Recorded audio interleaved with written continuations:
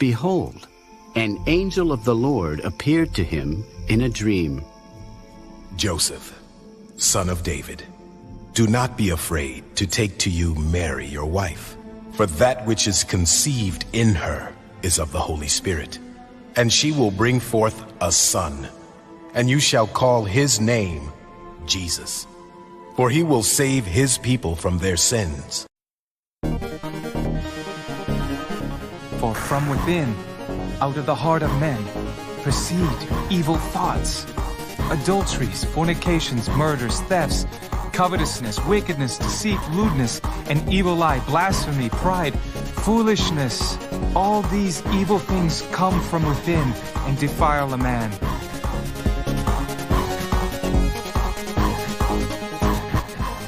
You have heard that it was said, "You shall love your neighbor and hate your enemy." I say to you, love your enemies. Bless those who curse you. Do good to those who hate you. And pray for those who spitefully use you and persecute you, that you may be sons of your Father in heaven. Therefore, whoever confesses me before men, him I will also confess before my Father who is in heaven. But whoever denies me before men, him I will also deny before my Father who is in heaven.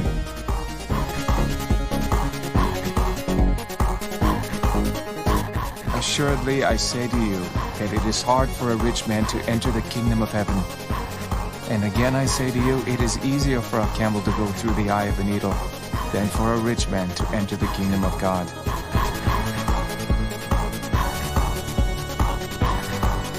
I am the way, the truth, and the life. No one comes to the Father except through me.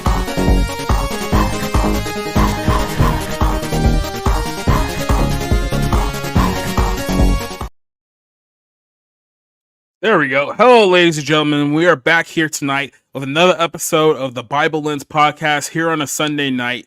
It is here, episode 55, and we're going to take a little interesting pivot here in the next couple of weeks because if you've just been following us over the last 3 weeks, I did a series on internal security, the belief of once saved, always saved, how a Christian cannot lose their salvation. We did a complete 3-week series on that issue, which I found to be very, very useful for a lot of people because there's a lot of people who are struggling very mightily with, spiritual attacks and lies and deception. And I'm glad that I can give some clarity on some very, very important issue. Let's be very clear here. Probably the most important issue of all of our faiths is outside of salvation. If we don't have that, then we're basically all just wasting our time. And I think it was important to go out there and talk about this in the manner that we did. So go back and check out those last 3 weeks worth of episodes where we basically ran down the arguments of, hey, look, you can't lose your salvation. It's a free gift. It's everlasting. It's eternal. You can't have it taken away from you. That's what we're going to focus on the last 3 weeks. We're going to take a little detour this week because this week I want to focus on an industry that I know very, very well, being a film reviewer for the last 8 years, and that is the industry of Hollywood. Now, it's very interesting. I've been a fan of Hollywood for a very, very long time, and I'll just put it this way. There was a time where I kind of bought into let's be very clear here, the Hollywood idea of what Hollywood actually was. What I mean by that? I mean that I bought into the whole idea once upon a time that, Hollywood was just this one place that you go, and if you were really, really good as a writer or as an actor, you work your way up, you bustle, you hustle, you may have to do some stinkers, you may have to do some projects that you're not proud of, but one day it'll all pay off because you'll be at the top of the food chain. And I think I kind of think of it as like the Entourage version of Hollywood. I think I may have mentioned this too when we did our episode.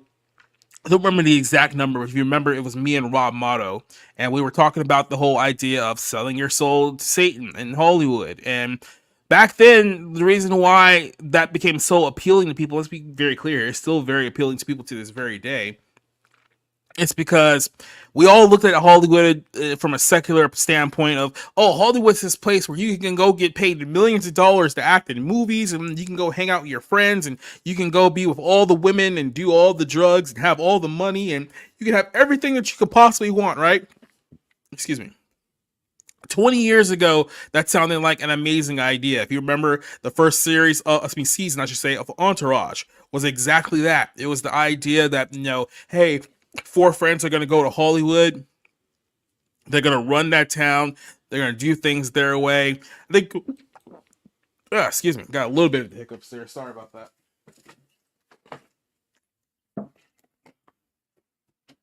There we go. We'll have to clear that up. As I was saying, I think that show was actually based off of the life of Mark Wahlberg, if I'm not mistaken. So Mark Wahlberg was kind of his unofficial start in his early days of being in Hollywood and that whole thing. That's how they hook you. That they give you all these things that you think that you want: money, women, fame, drugs. That's what you're into. All these things that only Hollywood can give you, and we all kind of bought into it at some point or another. After a while, you kind of understand that, okay, this whole facade of what they've presented to us isn't exactly how Hollywood truly is, and isn't exactly how things are truly run in that industry. So when you start opening your eyes, especially to a more biblical lens, we actually start becoming, a believer. When you actually start reading the Bible for what it says, you start looking at the world a little differently. You realize that, wow, there's a lot of things that go on in Hollywood that are completely and entirely antithetical to the Bible, like 1000% antithetical to the Bible. And then you start realizing what an enemy of God Hollywood has become. Now, I know that we even talked about this in that same episode that I reference here. Go back and check that out if you want to look at it your own. There's ways, in a lot of ways, we still kind of struggle. It's like, how somebody like me, who's been a film reviewer for the last 8 years now, who's been watching movies and television since basically he was like a little kid. How do you rationalize or come to cope, I guess you could say, for lack of a better term, with the reality of what Hollywood truly is? And I look at it from this perspective. When I started doing movie reviews in 2016, my whole idea was, I'm just going to call it straight how I see it. I'm not going to, worry about trying to be influential or witty or anything like that. It's like, I'm just going to call the movies as fair as I can see it, give the benefit of doubt where it's regarded, and when it's not regarded, try to be a straight up film reviewer. I learned very quickly in the case of doing that, especially this was 2016, so this was right around the time of the rise of Donald Trump. And when Donald Trump came to power, there was a lot of films around that time period that started to take a more hostile view towards a certain, not only just religious view, but a certain political view. And it got to a point where, because this film is so blatantly hostile to one aspect, I cannot sit here and pretend like I don't see this, right? So as I progressed as a film critic, I was like, okay, if this is what you're going to portray to the world, then I'm just going to go ahead and expose it. And I kind of had that mindset of, okay, I'm going to expose what Hollywood is really trying to do here in these films. And that was before I even really truly read the Bible, understood like the whole concept of, Christianity and God and Jesus and all that other stuff, right? So, but that was my mentality then. And you can obviously look at, I believe it's Ephesians 5:11, if I'm not mistaken. You can correct me if I'm wrong there, where it talks about, not aligning yourself with works of darkness rather than exposing him. I had that mentality then, even before I had ever read that verse, which, hey, is it, meant to be? Is it God's work? That's up for you to decide. I'll just leave it at that. So that's kind of the way that I've looked at movies over the last several years here. It's like, okay, if you guys want to push some kind of suspect agenda, then fine. I'll have no problem exposing that to the world. So at least people actually can see directly through what's really happening behind closed doors. In the course of doing this, I've noticed something very interesting about Hollywood's relationship with Roman Catholicism. And I find this very, very interesting. And I don't know how many people really have truly put this together or even tried to ask themselves the question. We know, based on what Hollywood promotes, that they are no fans of biblical Christianity on any remote level, right? Basically, every genre of film you can say is there to promote and glorify everything that God considers a sin in the Bible. We can agree with that. actors, actresses, producers, directors, very, very few of them have any kind of respect whatsoever and not outright hostility towards the Christian worldview. We understand that. We don't have any real argument there. But how does the Roman Catholic Church fall into this, right? Because if you've noticed this, and I'm truly asking you to think about this as you guys are listening to this, how many movies have you seen? And I'm not even talking about just in the last few years. Let's go back decades upon decades. How many movies have you seen where the context of the story and the context of a plot favors a Roman Catholic worldview or a Roman Catholic doctrine? Think about this. How many films have you seen where there's always priests that are the visual representation of Christianity in the world, right? Notice that, you don't see a lot of Protestantism in movies and television shows this day. Whenever Christianity is being represented in films, it's always Roman Catholicism. It's always the priest is being represented. When you watch horror movies, it's always a Roman Catholic priest trying to fight off demons, right? When you watch, dramas and things of that nature, anytime you see anything that's supposed to be representation of Christianity, the first thing you see is Roman Catholicism. You see Mary. You see all the things point back to Rome. I thought to myself, wow, it's very, very interesting that Hollywood has this kind of in close relationship with the Roman Catholic Church, yet they're completely hostile to what the Bible actually teaches. How do they reconcile this relationship? What a lot of people don't understand, a lot of people probably have not put together, is that there was a time long ago where Hollywood and Roman Catholicism worked perfectly in unison. And even though that relationship may not be as strong as it once was decades ago, that relationship has not dissipated at all. I think what you're going to see here at the end of this podcast is that Hollywood has been essentially in a power struggle for many decades between two groups primarily. We have secular Jewish influence, which, look, I don't think it's any surprise to anyone when you look at the power structure in Hollywood, from the agencies to the film studios, directors, writers, etc., the actors.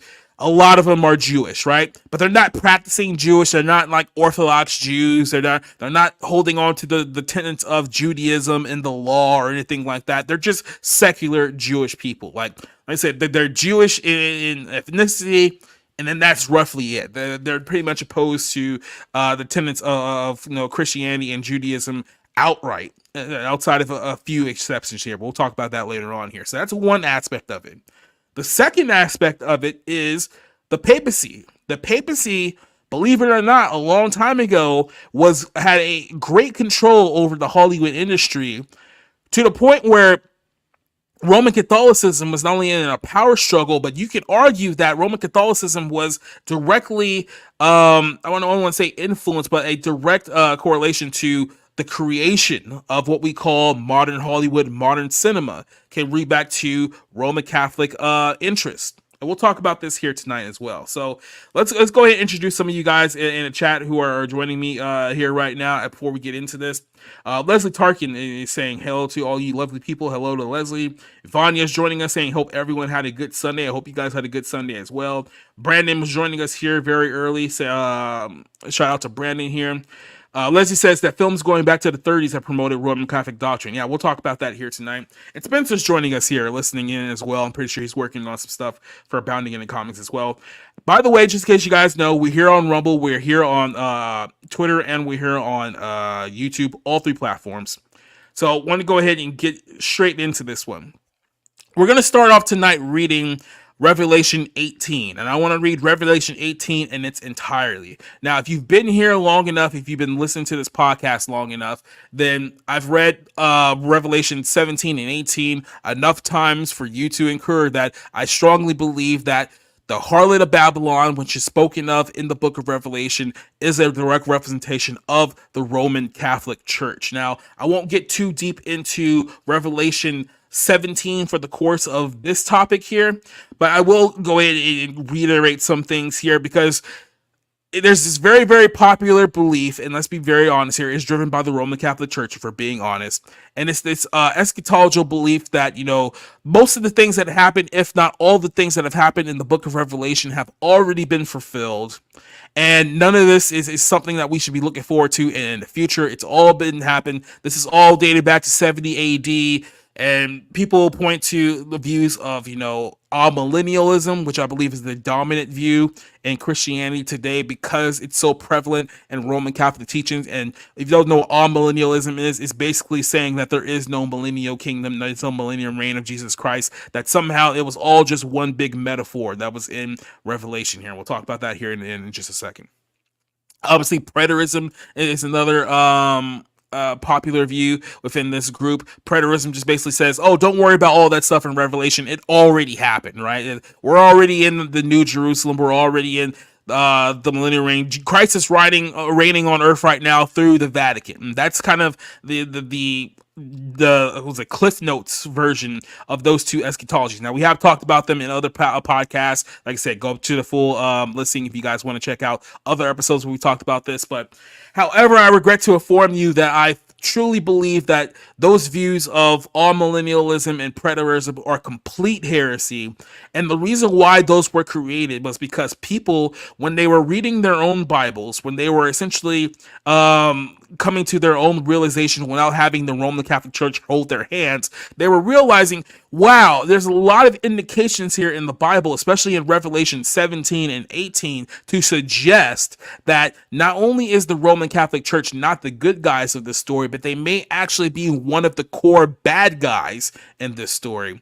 And a lot of people were coming to the realization that, hey, maybe the Pope is the Antichrist. Maybe the false prophet is one of these Jesuit priests. Maybe the whore of Babylon is in fact Roman Catholicism. And this presented a problem for the Roman Catholic Church, because if people were left to their own interpretation of those two chapters in Revelation, they would easily come to the conclusion that, okay, this is Roman Catholicism and I need to flee from this false religious system that the Bible warns me about. So they created the beliefs of amillennialism to kind of deter people away from thinking that, oh, the book of Revelation is about a group of events or a series of events that are going to happen in the future, and they kind of reposition it to be like, oh no, all this happened in the past. Well, first of all, the book was written, it's believed to be written anywhere between 80 to 90 AD. Actually, it was written between 90 and 96 AD. The reason why I mentioned that is because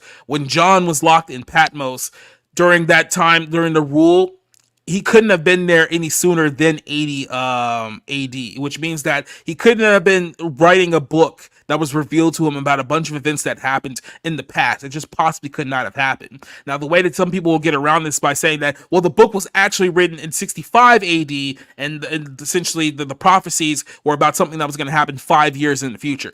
Well, like I said, because John was cast away on the island of Patmos, that couldn't have possibly happened in 65 AD, because the guy who threw him there, the ruler of that time period, was not in power at that time period. So the dates simply do not match up. The dates more match up with him writing it between 90 to 96 AD, which means that if you believe that Revelation is essentially talking about 70 AD and everything that happened then, you have to believe that John wrote a book about giving a revelation about something that happened 20 years in the past, and that's just absolutely ridiculous. It's not going to happen. But there's a lot of indications to Revelation 17 to who this entity is and who this individual actually represents, right? We're talking about this woman who's sitting on a scarlet beast with names full of blasphemies, having 7 heads and 10 horns, right? So a lot of people will try to say, well, the Antichrist was Nero. People who claim that the Antichrist is Nero can never tell you for certain who the false prophet was. If no one can tell you who the false prophet in Revelation is, they're most likely lying to you, because the false prophet plays a very critical role in the events in Revelation. He's not just some nameless, faceless character that the realms of history thought was not really important to figure out who it actually was. So don't believe in that whole thing, right? But we're talking about who is this woman with names of blasphemy. Well, we mentioned in an episode we did a few weeks back where we're talking about this demonic god of Ishtar or Isnana or Ashtaroth, who has many, many names in many, many cultures, right? Some in modern times refer to her as the Queen of Heaven. If you go into the Bible, especially the book of Jeremiah, the only time that the Bible mentions any Queen of Heaven is referring to a false demonic god who Jeremiah was trying to get the people of Israel to stop worshiping because their worship of this false demon god was drawing the anger of God. And that's the only reference to a Queen of Heaven in the Bible at all. There's no reference to, well, Mary has this line. Like, none of that is in there. You're not going to find it anywhere written in Scripture. Now, maybe you'll find some early church father to justify that view. You're not going to find it in the book. You're just not. But I find it very interesting that a lot of the things we talked about in that episode previously alludes back to kind of the same entity that we may be talking about here. We're talking about the full names of blasphemy. We know that this Ishtar demonic figure has many, many different names. We'll refer to it many, many different names in many different cultures. In Greece, it had one name. In Rome, it had one name. In Babylon, it had another name. It just kept recurring and recycling over and over and over again. It's like this entity, this demonic power has just been around for quite literally longer than the Roman Catholic Church existence. Let's just put it that way. And then you go even further into Revelation 17. It talks about the woman being arrayed in purple and scarlet, which are obviously colors very synonymous to the Roman Catholic Church. I mean, you can make the reference here too. It's being referred to as a woman. It's being referred to as a harlot. The Roman Catholic Church refers to itself as Mother Church. Obviously, the veneration of Mary could be another indication of that too, but I don't think that it's a coincidence here that the Bible refers to this entity as a female in that context here. You go on here saying that this woman was drunk on the blood of the saints and the martyrs of Jesus Christ. Makes a very, very clear distinction here between how many of the apostles were killed by the hands of Rome? How many of the prophets were killed at the hands of Rome and Babylon? How many people who profess the testimony of Christ were killed by the Roman Catholic Church? We're talking about the dark ages of the church where people were quite literally killed for reading their own Bibles, interpreting Bibles, translating Bibles, because even to this very day, the Roman Catholic Church has a affinity against people reading and interpreting the Bible for themselves without their influence. They don't like that very much. It talks about the gold chalice that she drinks the blood of the saints with. Obviously a reference to the Eucharist, who a lot of Roman Catholics, especially in social media today, if you guys notice, believe that they have the power to turn literal bread and literal wine into the literal flesh and literal blood of Jesus Christ. And is a very what I want to say here, it is a critical symbolism of the Roman Catholic Church, the Eucharist here. They very much believe that is the real body and the real blood of Christ, and Revelation makes a direct reference to that as well. It talks about, other things, talk about the seven heads or the seven mountains that the woman sits on. Obviously, that's make direct reference to Rome and the seven hills of Rome. Like I said, people try to the Roman Catholics tried to twist this to be like, no, this was all about Jerusalem back in 70 AD.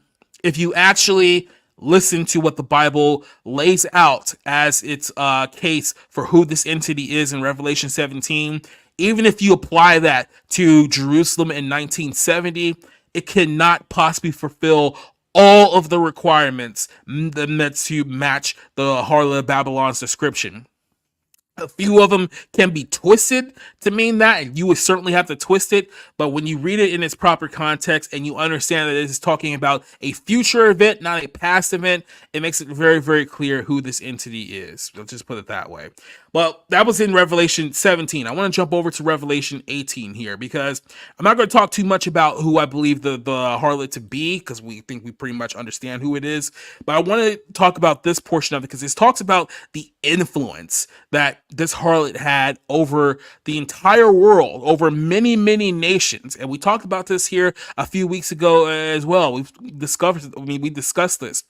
when you look at the influence that the Roman Catholic Church has, and I think a lot of people do, especially in this country, is that we look at the Roman Catholic influence here in the United States of America, and it's not as prevalent as it is in, let's say, Europe, right? The control over let's say, political aspects of society, the social aspects of society that the Roman Catholic Church has in countries like, let's say, Italy, or let's say France, or let's say, South America, Argentina, there's a lot of those countries where it is majority Roman Catholic control. Poland is another great example of this too, right? Where it's like 70 to 85% Roman Catholic in its control, in its numbers. And we look at that compared to the United States. Now, here in the United States, we think to ourselves, the Roman Catholics is about 25, 30% here in the U.S., give or take. And there's not, don't have as many power as they have here in Europe. So we think to ourselves, well, that can't be the case here. But it's like, no, actually, if you look at a lot of our institutions, if you look at a lot of our politicians, if you look at the influence that the Pope has over a lot of, let's just say, a lot of our institutions here in the United States, there's clear indications here that there may be the arm of the Roman Catholic Church does have significant influence here in the U.S., especially when it comes to this topic here that we'll talk about later on here in this show of Christian nationalism. And could Christian nationalism actually be used as a tool to essentially hand over control culturally to the Roman Catholic Church under the name of, hey, we're doing this in the name of Christ? Well, Catholics also believe that they're conquering nations in the name of Christ too, so you can't really say that as well. Quick little shout out to Awesome One who's joining us here. Zay Kid also joining us here as well. So quick shout out to you guys. So let's get into this one. I've kind of built this up for a little bit now. Let me just roll out the actual support here. Let's talk about Revelation 18 here for a second. This is the fall of Babylon the Great. So this is after Babylon has been turned against by the Antichrist, by the false prophet. A lot of references to this future event in the book of Daniel, where we talk about iron and clay. I believe that this is a representation of a revived Roman Empire. If you guys heard our episodes over the last few weeks, if you look at the countries that currently represent the modern Roman Empire, the western part of those countries are currently controlled by Roman Catholics, and on the eastern side of them, you have essentially Islamic countries. So what's going to happen here if Islam and Roman Catholicism team up together to go against a common enemy? Some of you guys on social media have probably already seen this start to play out here, where a lot of people are saying that, yeah, Christians and Muslims should team up to go after our real enemy, who are the Jews and who are Israel. We need to team up to go against them. So you're seeing a precursor to something that will happen in the end times, where these two groups will align with one another under the guise of the papacy joining the Antichrist, joining the false prophet, and they will quite literally be going after not only the Jews, but obviously the true saints of Jesus Christ, who understand that this is not a union that is going to profit anything for Jesus Christ in and of itself. But what you see here is that eventually those two entities will not coexist, and I believe the fundamental of that, the breaking of that union, will be that both are claiming to represent Jesus, but obviously one is talking about his death on the cross. The other one is refuting its death on the cross. So when the Catholic side of things tried to use the cross as their symbol, and it is viewed as offensive to the Islamic side, that's when you're going to see the whole thing go down in a very, very ugly fashion. But we're talking about the Antichrist going after the harlot of Babylon, destroying Babylon to the point that the heavens are celebrating. I think to ask yourself this question: if Jerusalem in 70 AD was the representation of the harlot of Babylon, ask yourself this question: why is the heavens celebrating the destruction of Jerusalem? Why would they be celebrating the destruction of Jerusalem? And why would even the apostles and the prophets be celebrating the destruction of Jerusalem? Why would that be the case if that's what it was being talked about? Unless it's not Jerusalem. But let's go here. This Revelation 18. We're going to read the whole thing, because I want to really hammer down the influence that this entity has over the world that's being portrayed here.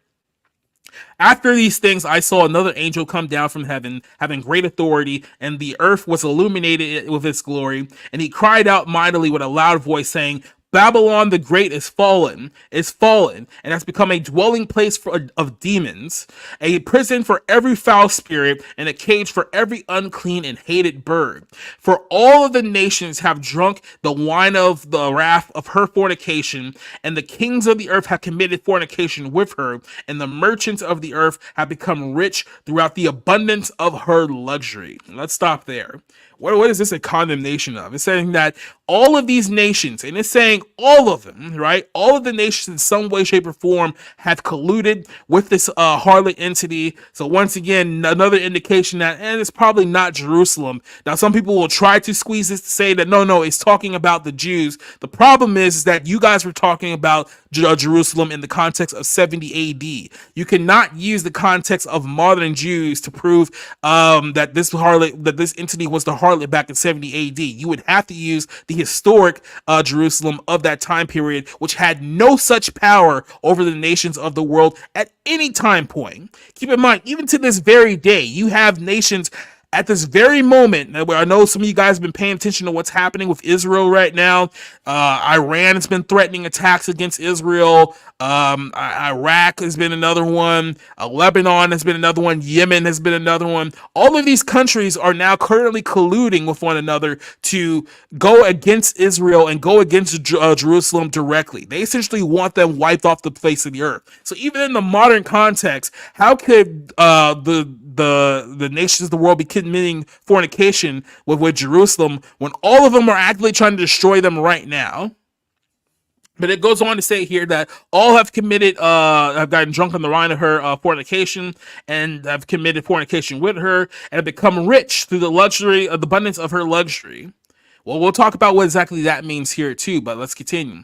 And then I heard another voice from heaven saying, "Come out of her, my people, lest you share in her sins, lest you receive her plagues, for her sins have reached to the heaven, and God has remembered her iniquities. Render to her just as it was rendered to you, and repay her double according to her works. In the cup which she has mix double for her. In the measure that she has glorified herself, live luxuriously. In the same measure, giving to her torment and sorrow. For she says in her heart, I sit as a queen, I am no widow, I see no sorrow. Therefore the plagues will come with her one day, death, mourning, and famine, and she will be utterly burned with fire, for it is strong is the Lord God who judges her." A lot going on there in just that little paragraph there. Let me go ahead and explain this to you. Whoever we believe this harlot of Babylon to be, it is made very, very clear here that there is a direct warning from God in heaven saying that, "Come out of her, my people, lest you share in her sins, and lest you receive her plagues." So whatever this entity we believe to be, God himself is sitting down an angel warning the entire world to come out of her, or else we will suffer the same fate that the harlot will suffer in the future.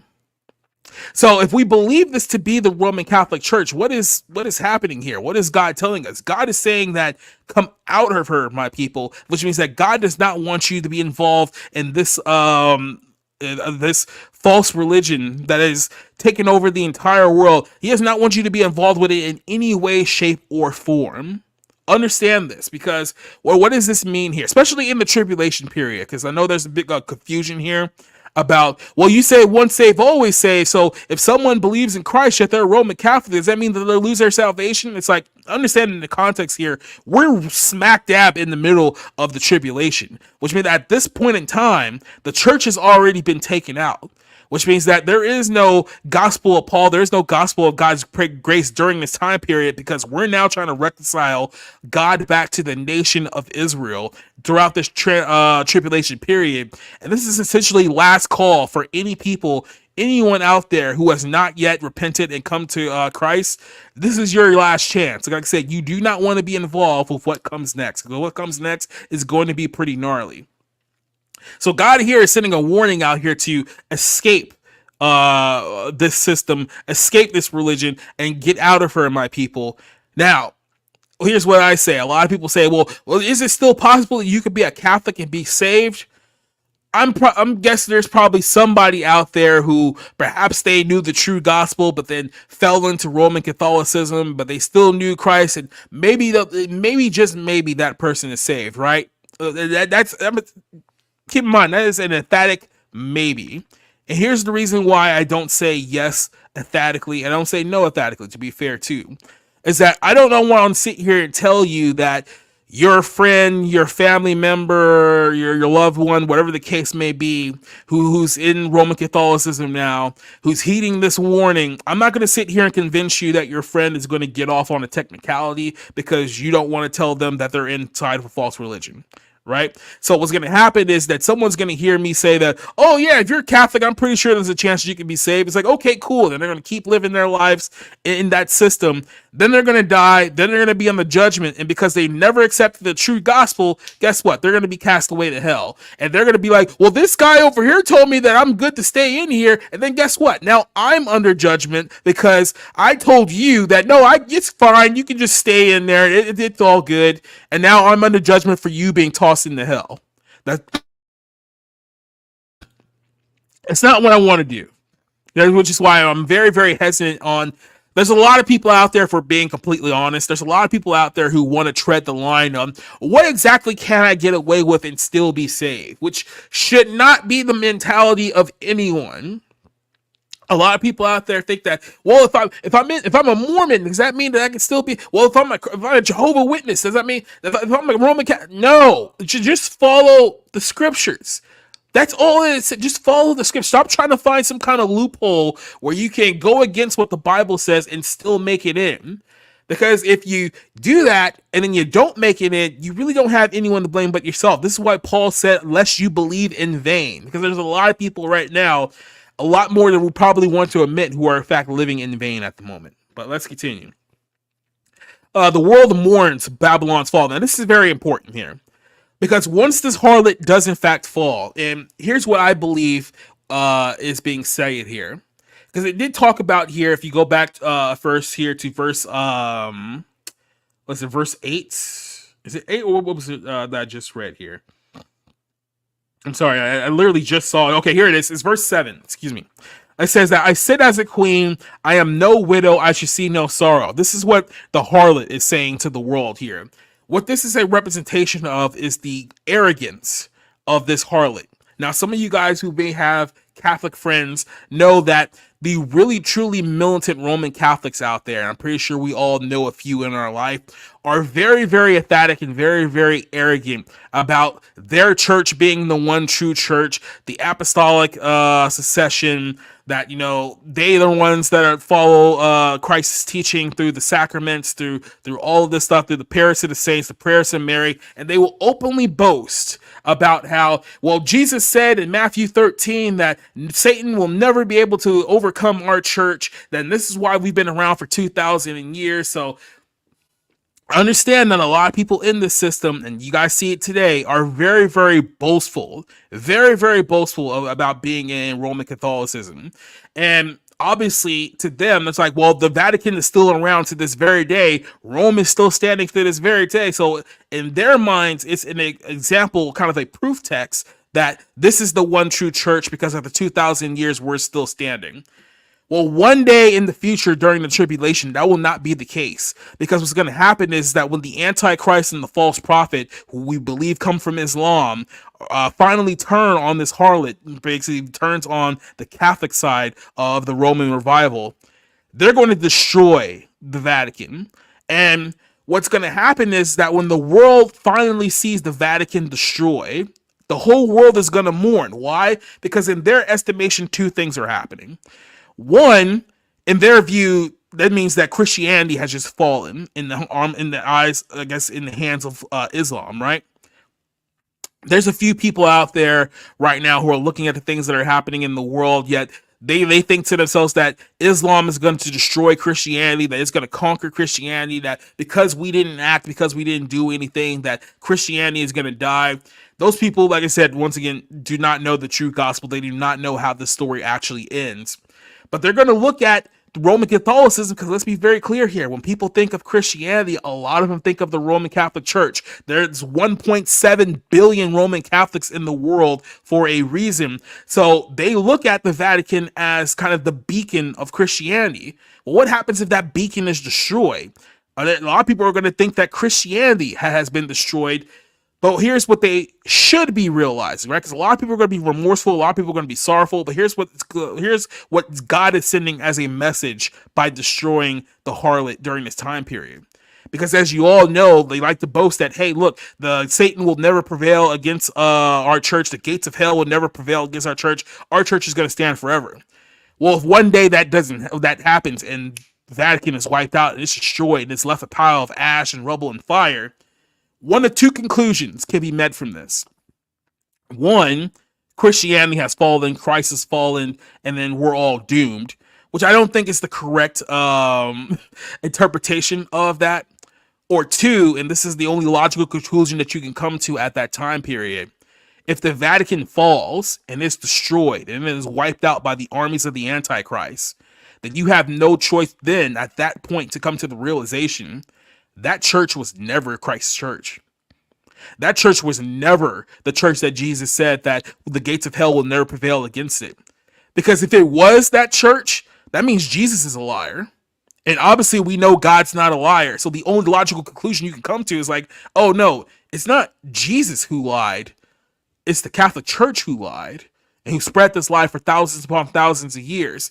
And it's not going to be to the visual representation of this entity being destroyed to the entire world for them to realize this church never had anything to do with Jesus to begin with.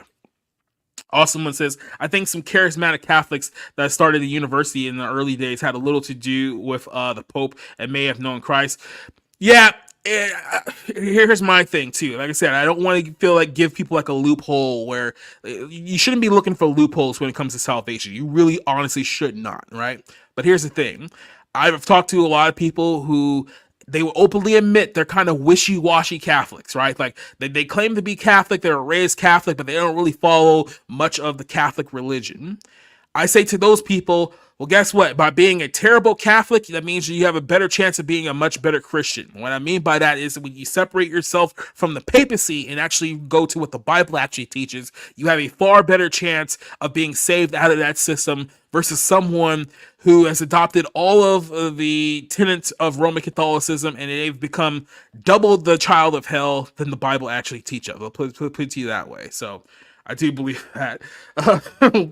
Spencer's laughing because I think Spencer may know what I'm talking about here, but I'm not throwing him under the bus for this episode because this week's not about him. I was speaking at the Ivy League schools and then the school founders. Oh, yeah, that too.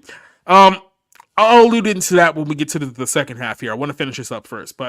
So Babylon has fallen here. And in Revelation 9, we see the kings of the earth who have committed fornication and have lived luxuriously with her weep and lament for her. And they see the smoke of her burning, standing from a distance of fear of her torment, saying, Alas, the great city of Babylon, that mighty city, for 1 hour judgment has come.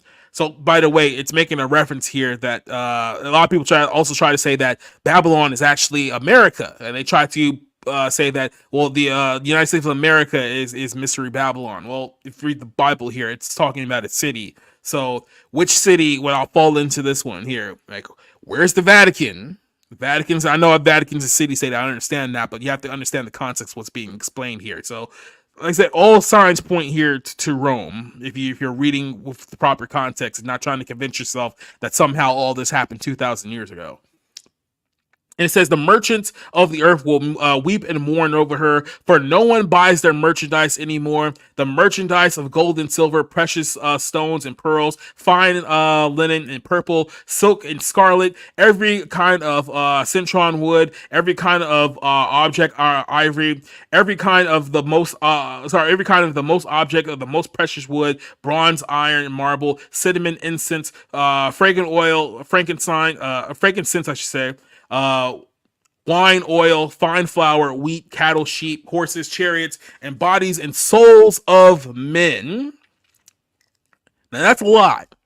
Now what is actually being explained here? You'll go here in verse 14 here in a second, but what's being explained here is that once this entity has been destroyed, a lot of people are going to wake up and find out that this whole thing was a lie. Now think to really play this out here for a second. If the 1.7 billion Catholics on this planet now are really truly aligned with the Roman system, That means there's going to be a lot of Roman Catholics in the world during the tribulation. I hate to break it to you, but that's just the way that it is.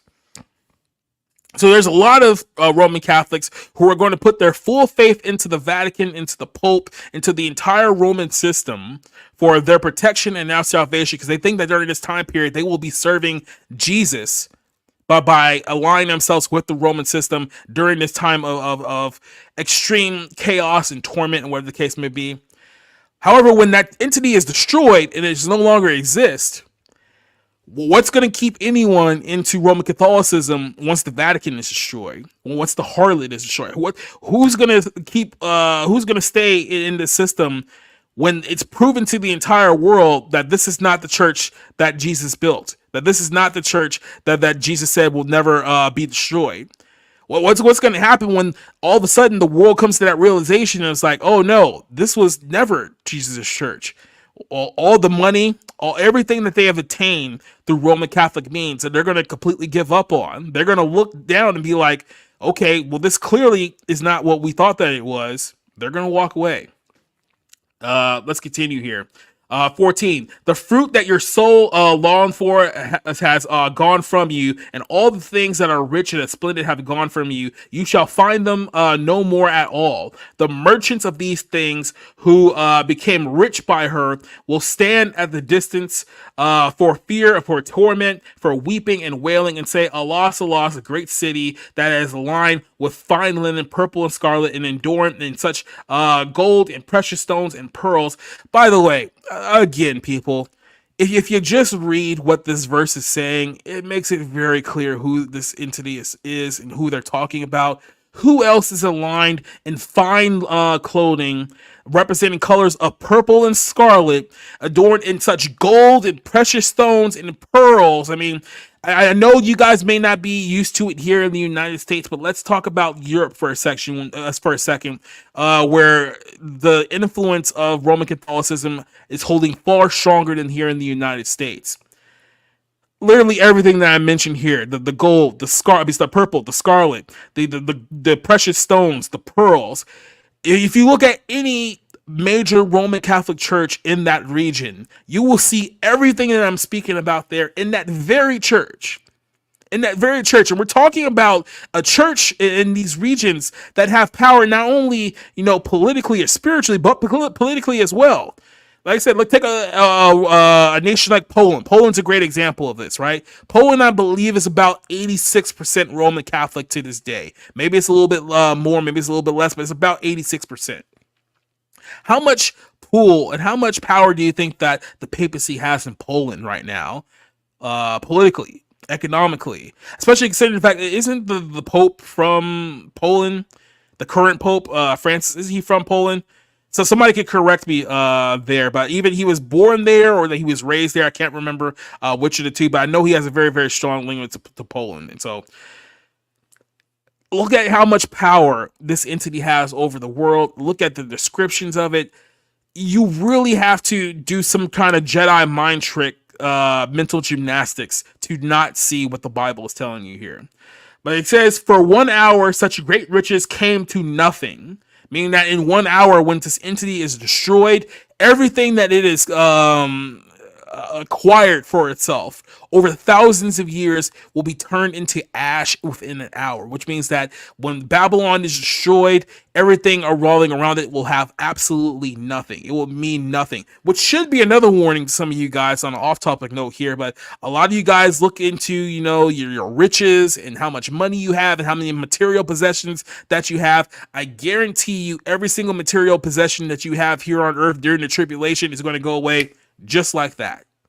So, I know there's a lot of people who like collecting things. I got friends who like to collect things too. Not throwing you particularly under the bus. But all I'm saying is that material things, don't put all your faith into them, because during this time period, that might all go away very, very quickly. Every shipmaster who traveled by ship, sailor, many who as trade on the sea, stood at distance and cried out, and when they saw the smoke of her burning, and says, what is like this great city? By the way, correct me if I'm wrong here. Maybe some of you guys are a little bit geographical nerds here, but isn't the Vatican like directly in front of like a giant river that a lot of ships and seas pass through every single day?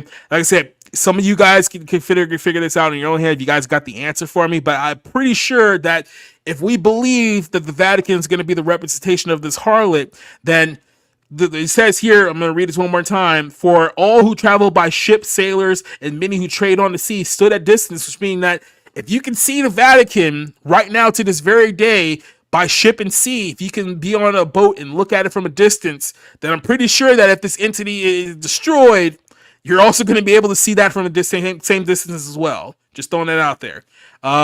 They threw dust on their heads and cried out, weeping and wailing, Alas, alas, the great city, for which who had all the ships of the sea become rich by her wealth, for in 1 hour she is made desolate. Rejoice over her, O heaven, you holy apostles and prophets, for God has avenged you on her. Very important here, because I know some of the newer translations of the Bible will change the term apostles and prophets. I think they try to like change them to saints too here, right? And what they're trying to do is they're trying to soften the language to make you figure out who exactly this is. Let me just put it to you this way. Search for all the apostles, with obviously the exception of Judas, who committed suicide, so we'll leave him out of this for now. But go look at all the apostles, the ones that really followed Christ. How many of them were killed by the Roman government? How many? Just do a tally of how many of the apostles were killed by Rome. And if it's saying here that the holy apostles and prophets are going to be avenged when this entity is destroyed, once again you can kind of make your own interpretation of who exactly this entity is. And finally here, I'm going to read the last 3 verses.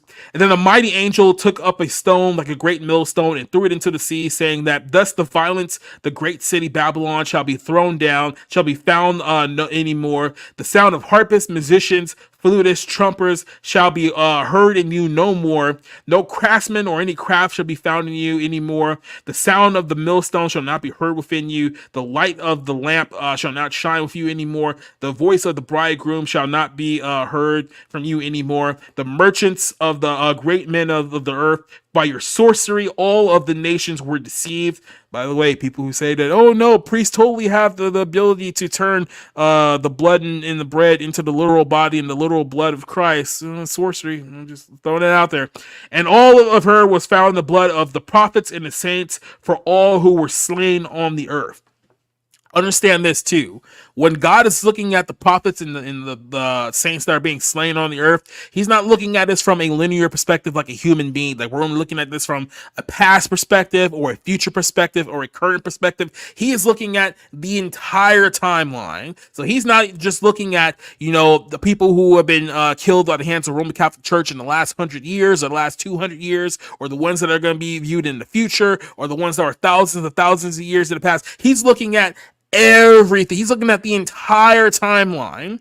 So I know a lot of people like to say that, the Roman Catholic Church wasn't responsible for killing the saints. Oh, yes, you were. And God has not forgotten their deaths. I mean, let's put it to you this way. If you go all the way back to the book of Genesis, God, when Cain killed Abel, he even made a mention there that it was the blood of Abel that cried out to him for vengeance, right? So this is when we talk about the complexity of God that you can't even comprehend. Imagine God hearing the voice and the cries of every person slain by murder. He can literally hear their blood crying out in vengeance. He hears it every time somebody is murdered, not just in present day or past day, from the creation all the way to this very moment. He can literally hear the blood of those slain in acts of murder, in acts of martyrdom. That he could. Talk about things that the human mind can't even begin to comprehend. Which I find it very funny that a lot of our Calvinist friends have tried to create a theology trying to understand the nature of God. As the Bible tells you many times, it is not possible for you to understand the nature of God. So don't even try. But yeah, so that's kind of the finality there of Revelation 18, and the reason why I read this is because I'm really trying to sell to you guys the influence that that Babylon had over the entire world. So you have to understand where it is. Vatican is landlocked. Is there anywhere near, let's say here, the Tiber, the Tiber, which is borders, yeah, I feel like there was something, so I'll have to do research on it. So like I said, I might be wrong about that, so I won't go 100% on, but I do feel like there is some river that's near there that you can at least see it on the sea line. Like I said, maybe I'll have to do more research on that one. You guys can correct me. That's why I shot it over to you guys to see if you guys had any insight on that. But what do we have here? The strangest part when I visited Rome is that many of the Romans, even standing structures, were used to worship false gods. The Vatican felt no different than those temples. I'll put it here. South America, yeah, the entire South America is Roman Catholic controlled here. It's probably the only other region outside of Rome where they have the strongest hold. There's places in Africa, obviously, the United States. Yeah, I mean, if you count like Mexico, obviously there's a big influence there in North America too. So, like I said, they're talking about something that's worldwide control here. Said Francis from South America. John Paul was the one from Poland. Okay, so it was the last one. So thank you. I knew Argentina and Poland were like the two in my mind, but I couldn't tell if it was the current pope or the one before him. But yeah, the current pope is Argentinian, and I guess the one before him was Poland. Okay, so I do know there was a connection there. I just couldn't confirm. So thank you for that. You gotta catch all the Pokemon. Who is Pokemon Francis? 10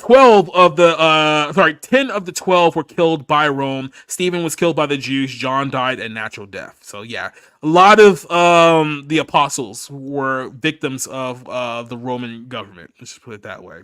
Rome was responsible for a lot of them. It's near a river, but it's not a transfer river, I think. I'll do a little bit more digging into that one. So, I mean, like I said, I'm glad that you guys at least looked into it there. It says blood cries from the ground. Absolutely. Abel was the first martyr. Tears in a bottle, spoken like words in a book. And it says, I was there even on top of the Vatican. I don't remember seeing a river. Mm-hmm. And then one died from stones, and as he was shattered, Roman Catholics be like, no, only Jews. Yeah, exactly, right? Even in that context, like, how many of them were Jews? How many of the apostles were actually Jews too, right? So I feel like sometimes that, the scriptures are a lot more clearer to me than they are to other people. Maybe, and I will say this too, and I've struggled with this, like, when I read some of these things, to me, it seems so clear, like who is talking about. It's like, if it's like one text, you can kind of like take it out of context. Anyone can take any scripture and twist it out of context, right? Anyone can do that. But when you're reading like full paragraphs and full chapters, and it's kind of making it clearer and clearer and clearer to who this entity is, who is this talking about, or what this represents. Like when we're talking about internal security, it's like, how many times does God have to say everlasting, eternal, never, shall give, shall not perish, before you understand that this is not something that can be taken away from you or something that you can willingly give up? Like, how much more clear does this have to be? But then again, I struggle with kind of the concept of spiritual blindness, because when I read those scriptures the way that I just read it to you guys, the interpretation seems clear to me and seems clear to you. But you have to understand, some people read that same thing and they're just completely, utterly confused, and they adopt this kind of this ideology of, well, this is just too confusing for me to understand, so don't even bother to read it. It's not really that important. It's like, no, it's very important, because if it wasn't important, it wouldn't be in there to begin with. It said the Tiber River runs through Rome. Yeah, so I don't know if the Tiber, if you could see the Vatican from that river. Like I said, we'll deal with that one on another day, but I did think that was interesting. Judas, that is. Yeah, Judas. Judas. We did reference the one suicide. Also, Leslie was asking, Austin, are you referring to Judas Iscariot, the disciple that killed himself by hanging, and then he fell out and exploded?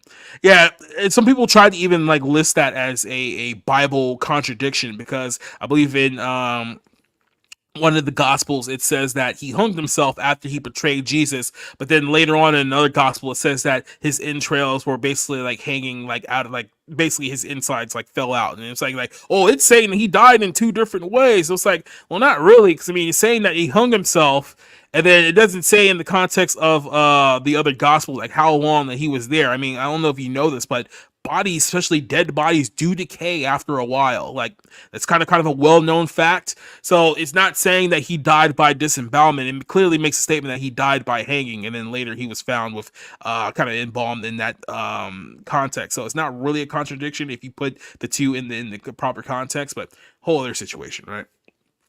So hopefully we made it very, very clear here the context of the harlot of Babylon. Now let's talk about its relationship with Hollywood, because this is what we're really going to hammer down here for this next part.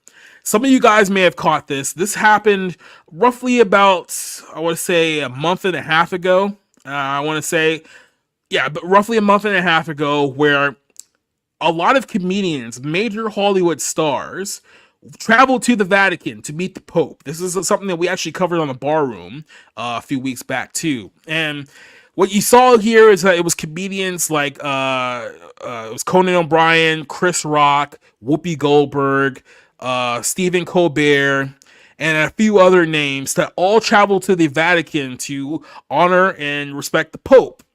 And the Pope kind of gave them the message to comedians to do God's will by making the world laugh. It was something along those lines, not a direct quote, but it was along those lines here. And here's a video of that meeting that took place at the Vatican a few months back. And I'm going to play a little bit of it for you guys here.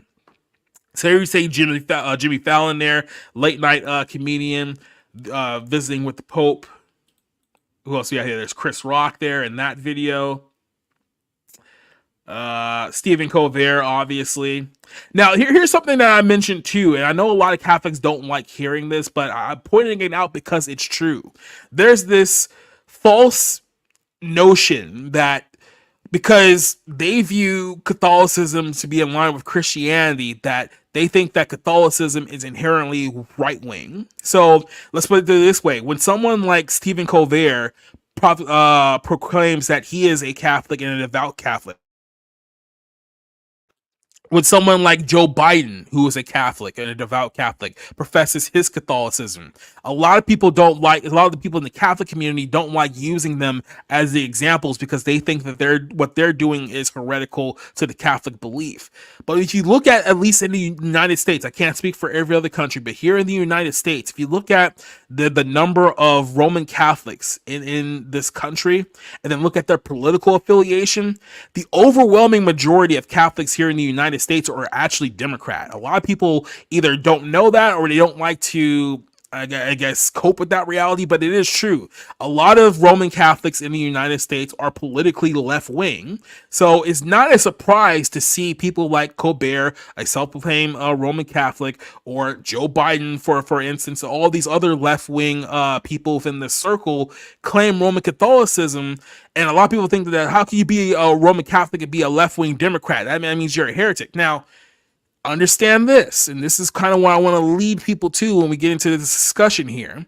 You seemingly have two groups that are fundamentally opposed to one another: the secular structure of Hollywood and the religious authority of the papacy, and they both preach things that seem to be at complete odds of one another. So how can you essentially what's the word should I use for this way? How can you essentially come to terms with the fact that these two entities are working with one another in harmony or in unity? It doesn't seem like on face value that this could work, right? Because the things that Hollywood promotes goes against the teachings of Jesus. And what the Hollywood promotes directly, even like I said, aggressively goes against the tenets of Christianity. So how can these same comedians go out there to the Vatican and honor the Pope and pretend like they're somehow giving any kind of veneration to the Church of Jesus Christ? Like, how can one do that, right? That means that there's something wrong here, and we need to figure out exactly what that something wrong here. There's something about this whole situation that isn't clicking. Either there's something wrong with Hollywood, that they don't understand how big of hypocrites that they are, or there's something wrong with the Roman Catholic Church. Here's another video of this meeting here. You see Pope with the same group of people.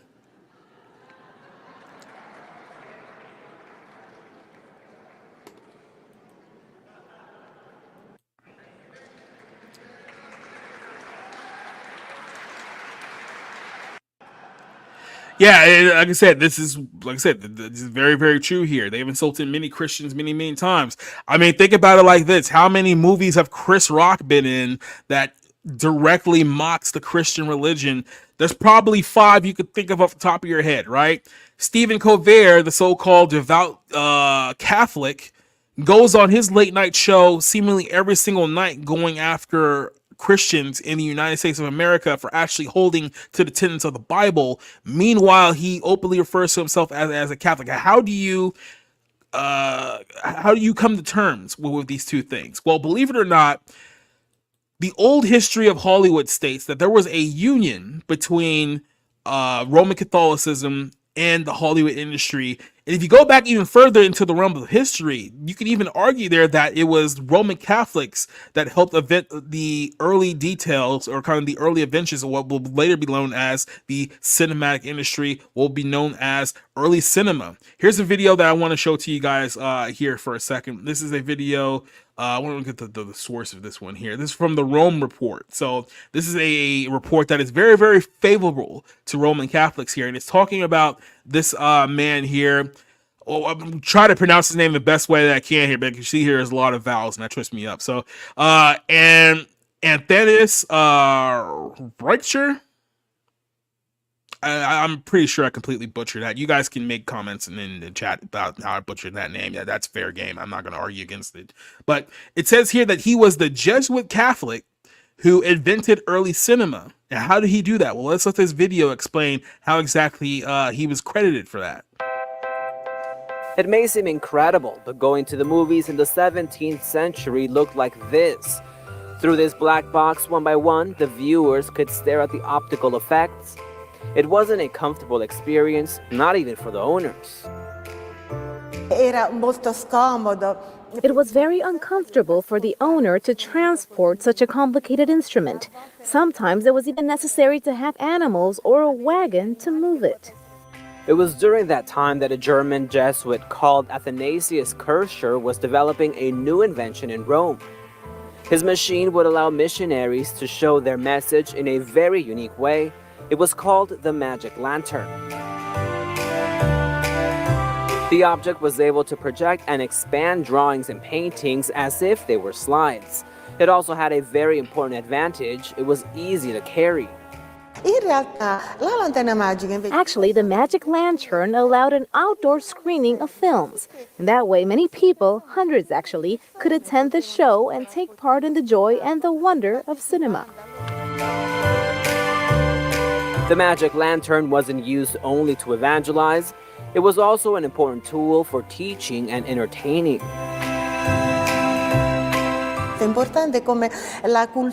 It's interesting to see how culture became more accessible to everyone because of the visual language that's easier to understand. And this was a very important cultural moment of our past, and one I think we shouldn't forget. Alongside Athanasius Kircher, many scholars were developing similar inventions. However, the magic lantern is attributed to the Jesuit because he described perfectly each of its parts in his book Ars Magna Lucis et Umbrae. Delia and his husband Gaetano share the same passion for the beginning of cinema. They organized his exhibit at the Museo Nazionale Etrusco in Rome. The reason? A strong belief that in spreading the life and work of researchers like Kircher, they can untangle the mystery of the dream factory we now call cinema, an art that ties its origins to the apostolic mission of the Jesuits. Very interesting. They mentioned the apostolic agenda of the Jesuits. We'll talk about that here too. I know for this part of it, we're probably gonna have to do a separate episode because there's way too much information about the Jesuits to get into in this one episode here. So I know there's going to be a future episode you guys can look forward to because we'll talk about this in a greater light. But let's go over here to this article. Now we're going to kind of like break open this whole situation because I ran across this article. This is from a few months back. This is not that long ago, but a lot of, let's just say secular, let's just call it that. That's probably a safe way to call it. A lot of secular articles over the last few years had pointed out that yes, there was a time period where the Roman Catholic Church had great influence and great power over the Hollywood industry, and it wasn't that long ago. People like to think that maybe this was like, that is going more back to like the 50s, like if we're really talking about it here. And it wasn't until I think like the 70s where that started to change, and there was a revolt that happened in Hollywood. But believe it or not, the Roman Catholic Church had very, very strong influence over Hollywood for a long period of time. Now, it's interesting the way that they cover this and they kind of admit this, because they were doing this in Rome to kind of attack Roman Catholicism for censorship. But even in the way that they were trying to slant the piece to point at the Roman Catholic Church as the bad guys, they ended up admitting some very interesting things that can give you a little bit of insight between this relationship between Hollywood and the Roman Catholic Church here. So, Leslie's jumping in. The Jesuits put for the Hayes Code in 1939. We'll get to that. I'm about to read it. Living in Sicily, the government required the school on the Navy base to offer mythology class instead of the Catholic class. I chose mythology instead of learning Italian. Good for you, I guess. But let's read this article. There was a lot of great insight here, some things that you probably didn't consider, but let's talk about this. So the title of this article is called Lights, Camera, Amen, the love-hate relationship between Catholic Church and Hollywood. So this is very interesting. I'm going to read a little bit of this. Keep in mind, this is all from I guess, the frame of the writer here, but he does have some very interesting information to leave. Now, he started off by talking about how The Godfather played a huge role of promoting Roman Catholicism in the United States, in Hollywood during that time period. He says here that a memorable scene to consider for some of the greatest film of all time was Michael Corleone standing as the Godfather at the baptism of his sister's son, and the loyal disciples kill off the heads of the other mob families. Now, if you guys remember this scene, a very, very iconic scene.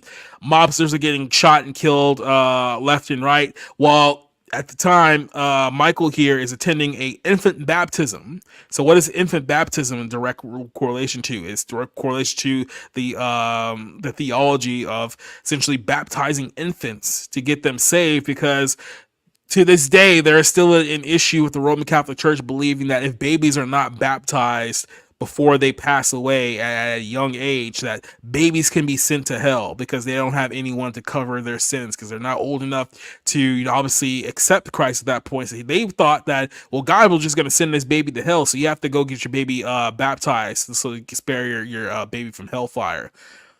There is a whole lot of unbiblical mumbo jumbo there, but I'm not going to do an episode on infant baptism here. I'm just letting you know that this is all really back to the Roman Catholic Church. On November 10th, America published a piece exploring the link between religious iconography and sexual things in pop music. Now, this is talking about a pop star, Sabrina Carpenter. I think I've heard her name a couple of times before. I've not listened to a single song she's ever done, but she was another one who, once again, we always go back to the well of a pop star. Oh, I'm going to get noticed, so I'm going to do some profane things, and I'm all going to relate it back to the Catholic Church.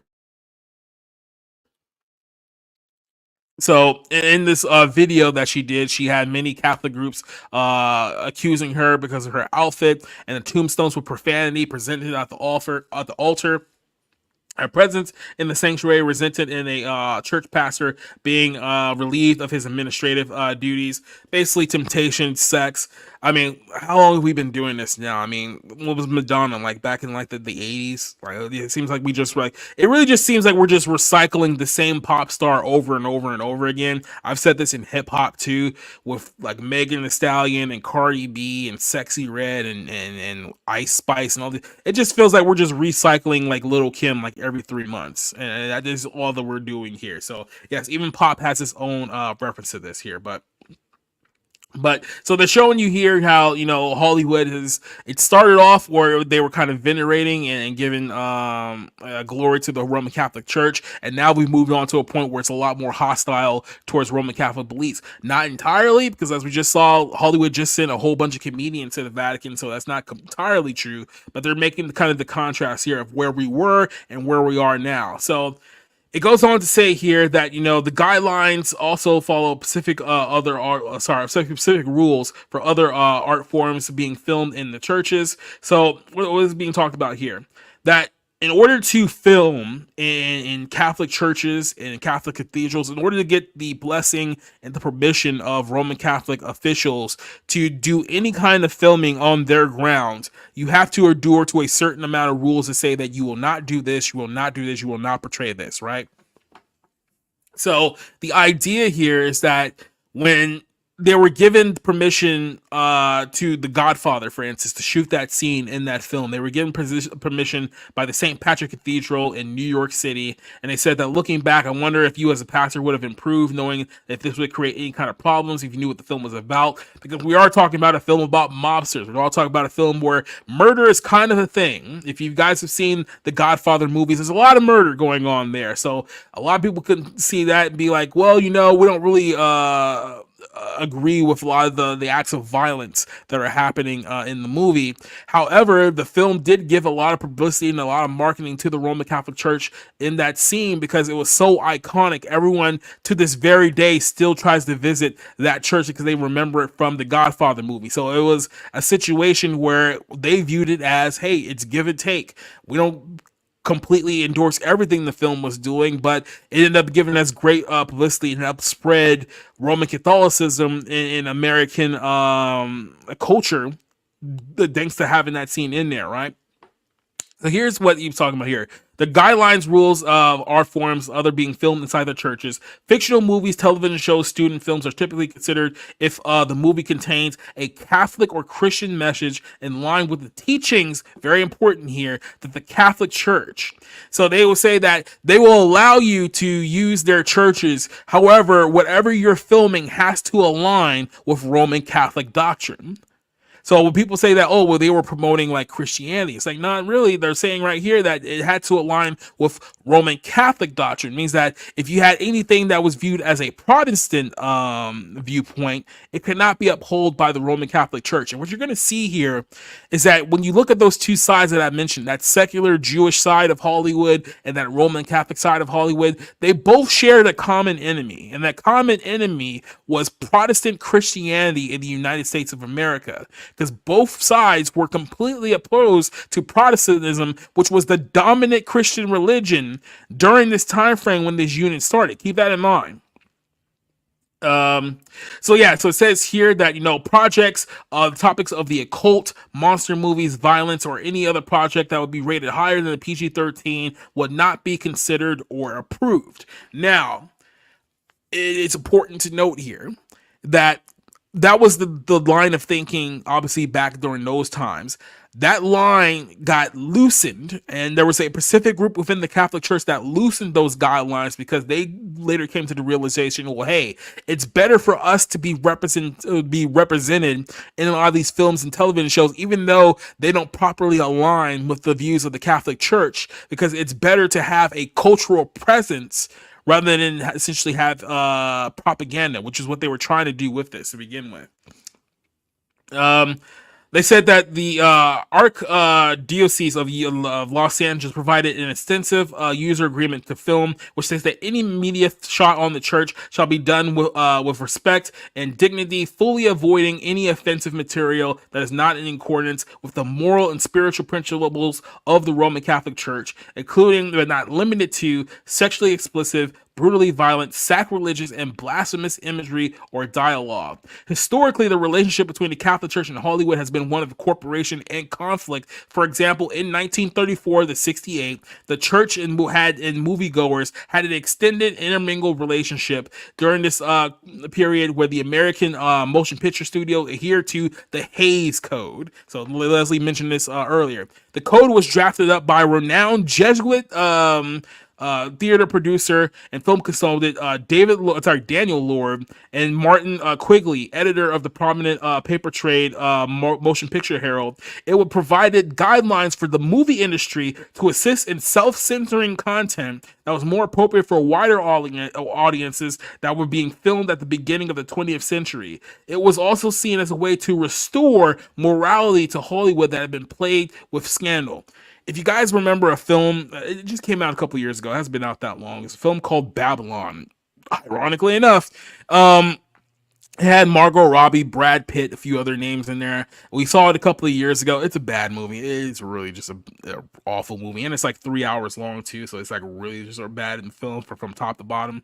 But well, obviously, if you watch that movie, you saw that, yes, even in the 1920s and the 1930s, a lot of the debaucherous things that we see from Hollywood today absolutely existed 100 years ago. So just because you're noticing them more now today does not mean it didn't exist 100 years ago. It just means that it's more in your face than it was back then. But this is a big problem for a lot of studios back then, because back when they could invest more directly in actual movie stars, when they had movie stars, they had to keep them in line. And a lot of those stars were liabilities to the studios at that time period, which caused a lot of conflict behind the scenes. If you guys remember a movie called Blonde, which was the Marilyn Monroe story, I believe it's still on Netflix right now, with Anna de Armas. This is kind of what it was alluding to here, where Anna de Armas got to a point where she became a liability and her entire life fell apart as a result of that.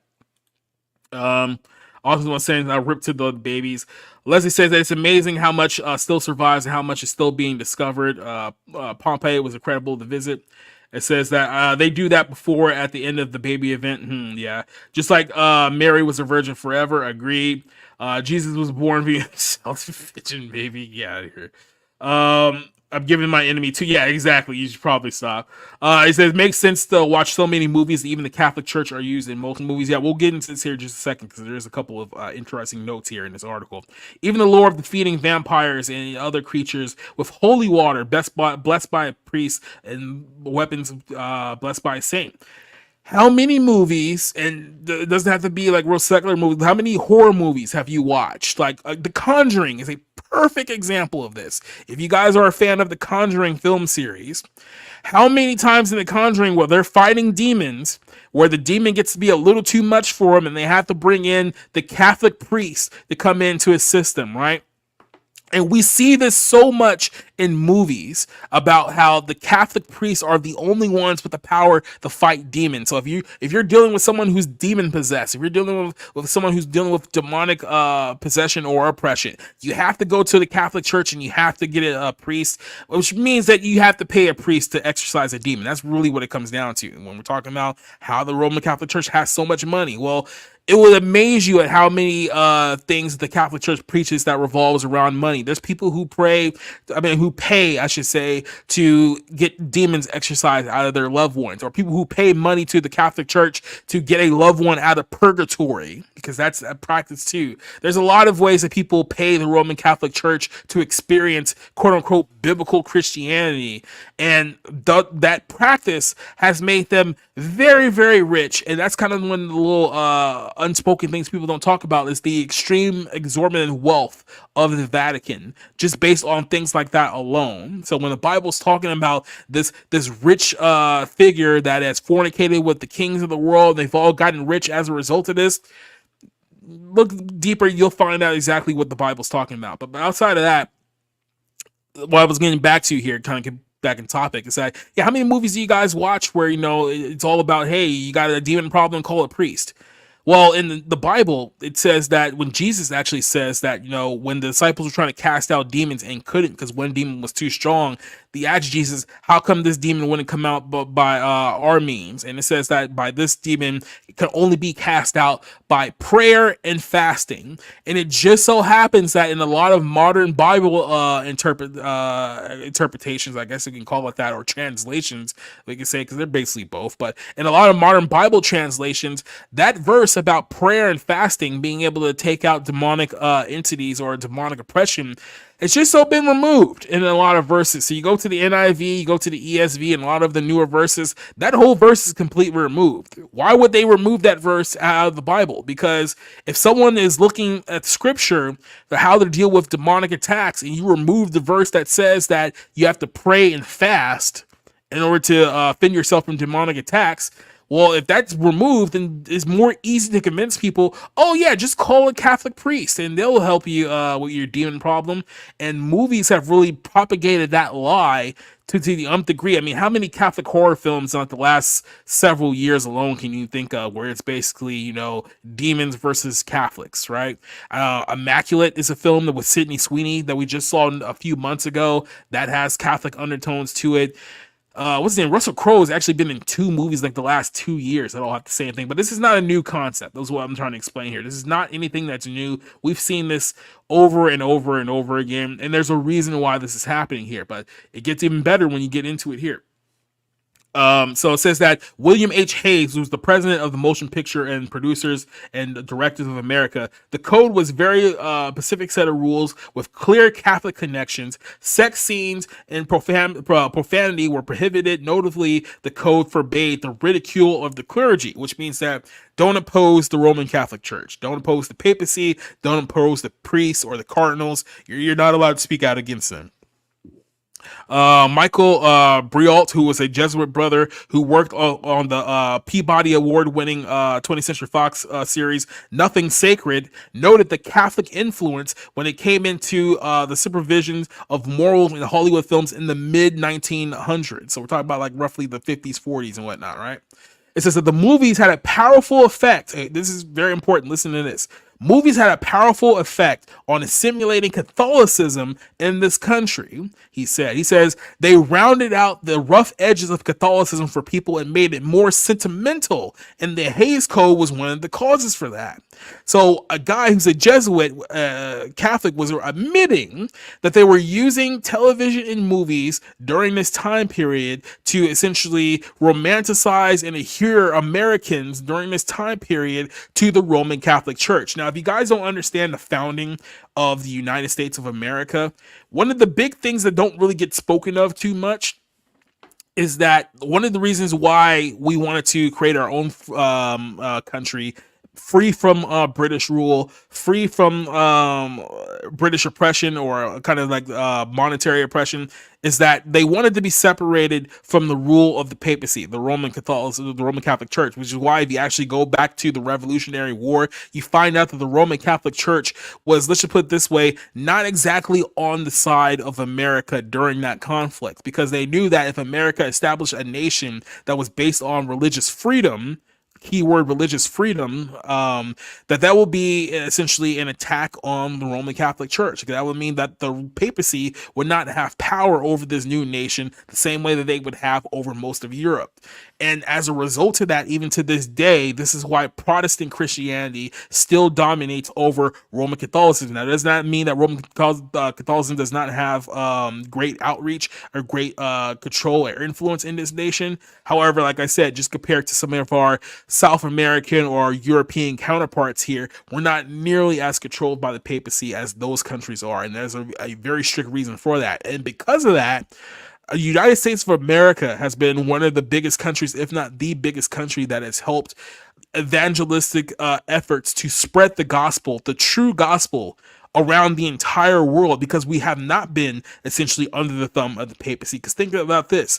If the Roman Catholic Church controlled the United States of America very early on, I do not think that this is a nation that would have been able to have spread the gospel as clearly and as freely as we're allowed to do so right now. I think that if the Roman Catholic Church had their way, they would definitely hamper down on a lot of the things that Americans do to spread the true gospel of the death, burial, and resurrection of Christ that has not been promoted in other countries because of its direct conflict with the papacy. Very interesting to think about here. But he's admitting here that, yeah, we did in fact use these movies during this time period to promote and influence Roman Catholicism in America. It says here that he thought that the number of movies that were distinctive with the Catholic message has dwindled at the turn of the century. His answer was simple: because movie making business is about making money. People forget Hollywood is not in the excuse me. Hollywood is not in the business of art, it's in the business of money. They're interested in what will appeal to a very broad spectrum of the market. As far as filming in churches themselves, Father Siebert also brought to attention the fact that this generates unique challenges for filmmakers as compared to other movie sets. He noted that with special difficulties where it comes to filmmakers want to utilize the effects that stained glass provides and the spectral issues that arose due to a number of the pews in some of the church spaces. Since that stained glass may be beautiful and great to look at, but in reality, you're going to need to bring in a lot of light from the outside to pour through the stained glass so that you can see how beautiful it truly is. Additionally, sometimes you're going to need to remove those pews, which is labor intensive, in order for it to work. So it talks about the challenges of shooting inside of these real locations of the Catholic churches here. But it goes into even deeper than that. I want to make sure I get this here, because this is going to be pretty important to talk about here. So for example here, movie flocks still flock to the United Methodist Church in Laverne, California, the site of the wedding scene from The Graduate. People will be in office guarding the longtime parisher, Alma Roberts, who questioned and sees someone peering into the sanctuary with a camera around their neck. We know what they're here for. The practice of filming in churches provides a attractive prospect to pastors to boost, very important here, to boost name recognition for their parish and allow Catholic media to permeate more in society at large. But the morality wire is tricky one to walk on, as pastors find a balance between the promotion of Catholic themes on one hand and the avoidance of scandal on the other. So essentially, the tightrope that they were walking on here was what I mentioned here as well, is that they were trying to figure out how exactly can we go between promoting Roman Catholicism and not essentially promoting a movie that teaches things that are completely inherent of what God actually said here.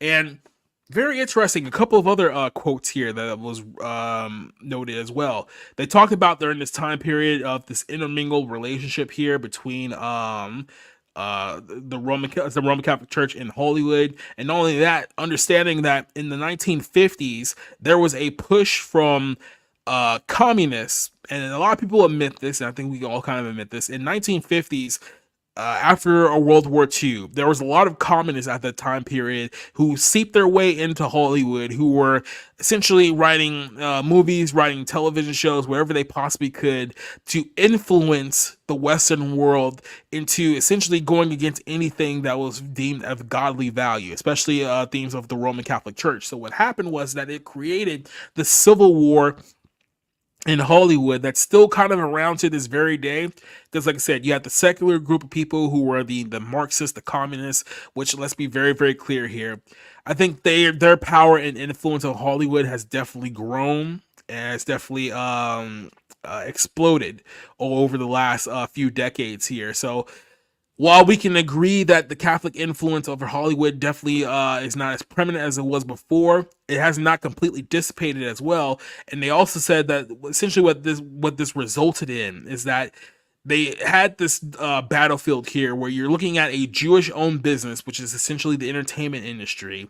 They were trying to sell a Catholic ideology and a Jewish-owned business to mostly a majority a Protestant America.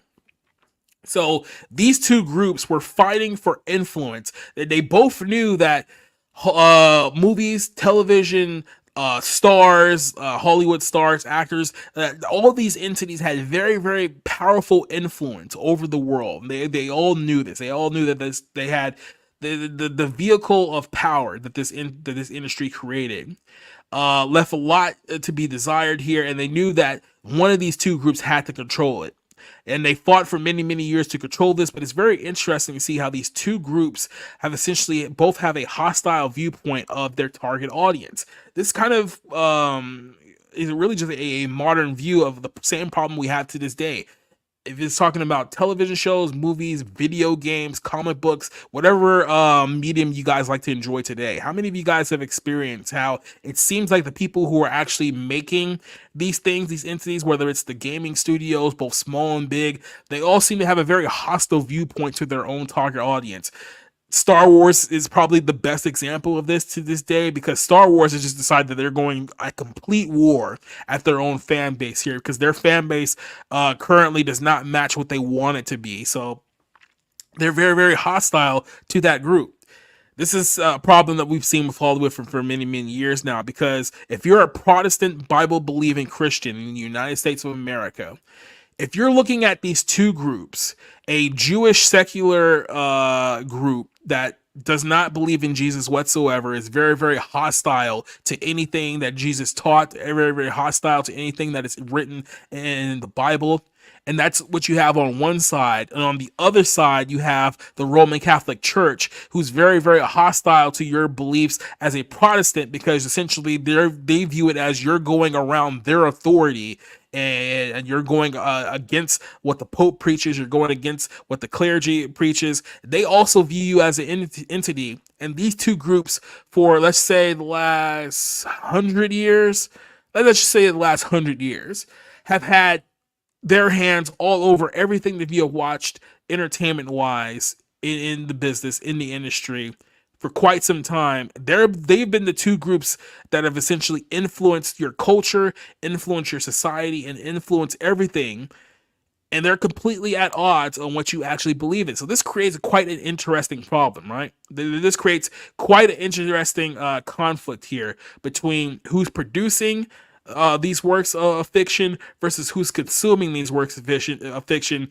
And we have reached a point here where I think the two sides have realized that they're on two completely opposite sides of the spectrum, and I don't think there's anything that they can do to really put that genie back in the bottle. One difference I will say there, back in the 1930s and the 1940s, people didn't actually know that, these two entities were kind of controlling everything, and the hostility towards their religion wasn't as blatant as it is in 2024. So back then, I think it was more effective because, the mask was still on, but now you're dealing with a mask off situation. So now you got to look at it from a completely different lens. I'm going to go to some of you guys here in the chat here, and I'm going to wrap it up with one more story, one more article, I guess I should say. Yeah, let's start right here.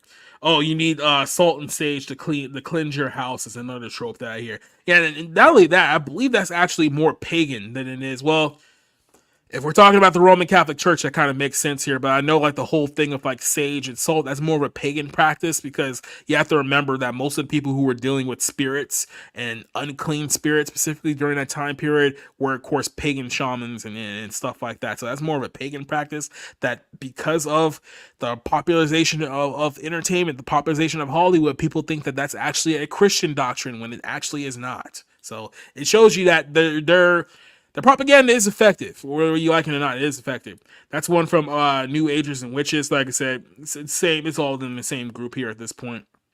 Roman Catholic Church was still killing people who were preaching the gospel of the lifetimes of the founding fathers. Absolutely. No respecter for religion. If such, the Catholic would have been the only church in government. Absolutely. The new religion in Hollywood is do as you please, or what was it, Anton LaVey, do as thou wilt, the tenet of Satanism, which is very, very popular in Hollywood right now. I wonder why that's the case.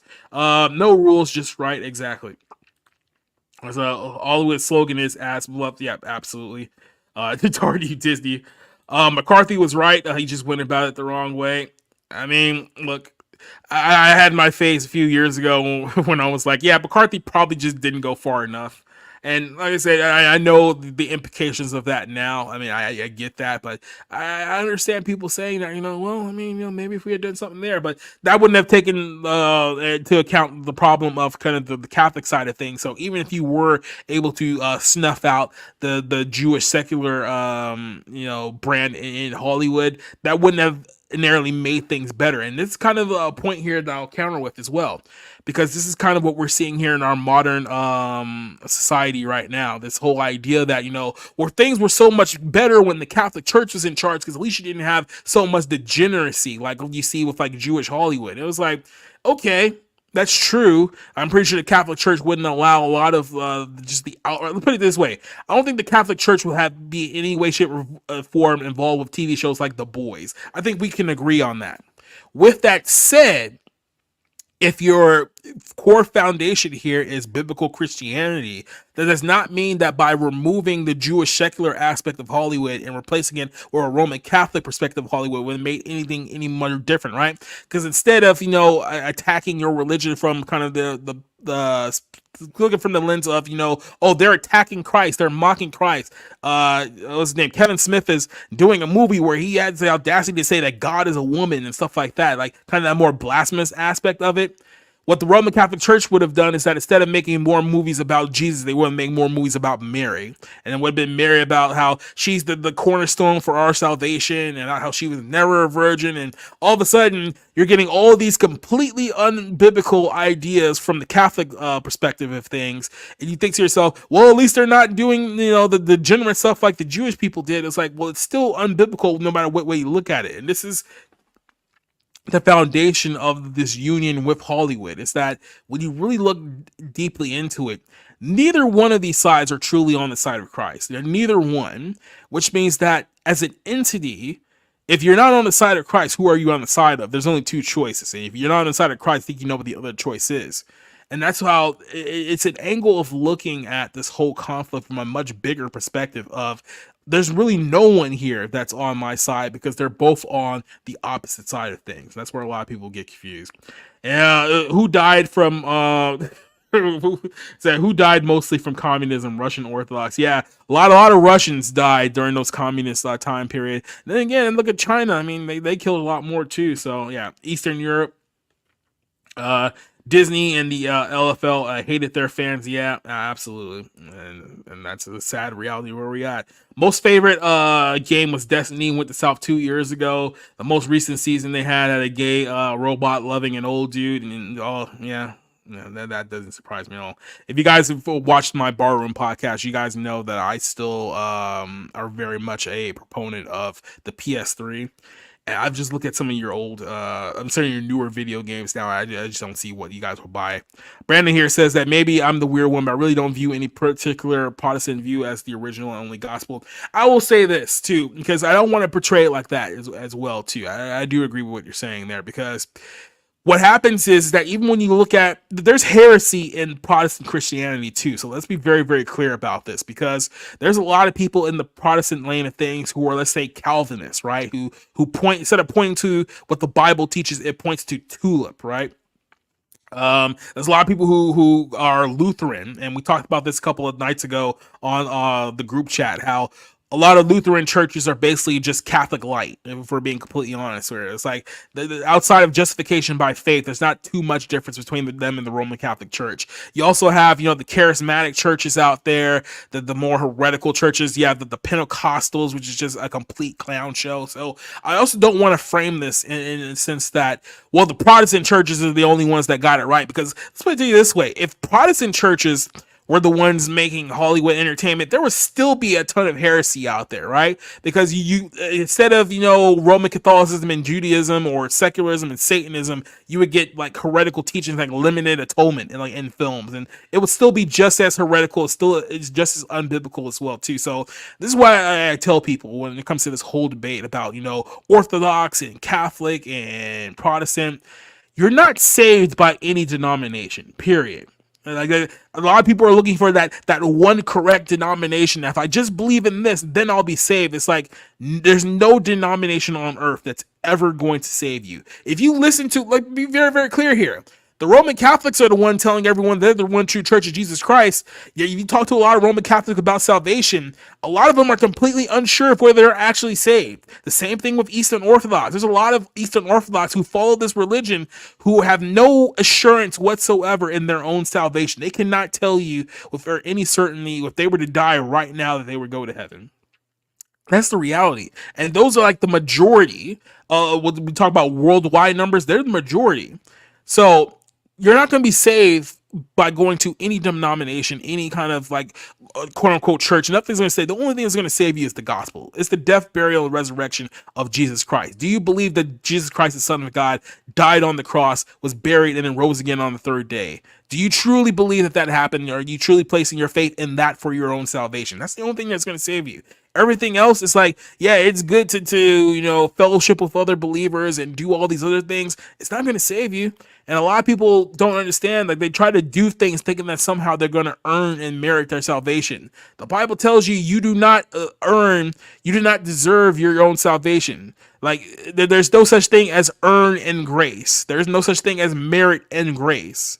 Like, that's the kind of the thing. So I do want to point that out here too. I'm not just going all in on the Protestant side saying that they're the right. There's a lot of issues in Protestant churches too. Let's make that very clear. Most churches have removed denominations from their title. I agree with that. Like I said, you especially nowadays, you really have to do your due diligence when you're looking for a church these days, because a lot of them will try to trap you. Let's just put it that way. If you go to their website and you start saying that, oh, well, you guys aren't really talking about the gospel, or, oh, you guys just seem to be doing demon deliverance, or, oh, there's female pastors. There's a lot of red flags here with modern churches. You got to be able to see through the red flags and see what's going on here. Freemason, we'll get to that here in a second. Did you know Luther wasn't the greatest man? He was a sinner just like all of us. He was trying to. And here's the other thing too. If we're being completely honest with ourselves here, Luther deserves credit for going after the Roman Catholic Church on the doctrine of salvation and justification by faith alone. He definitely deserves credit on that.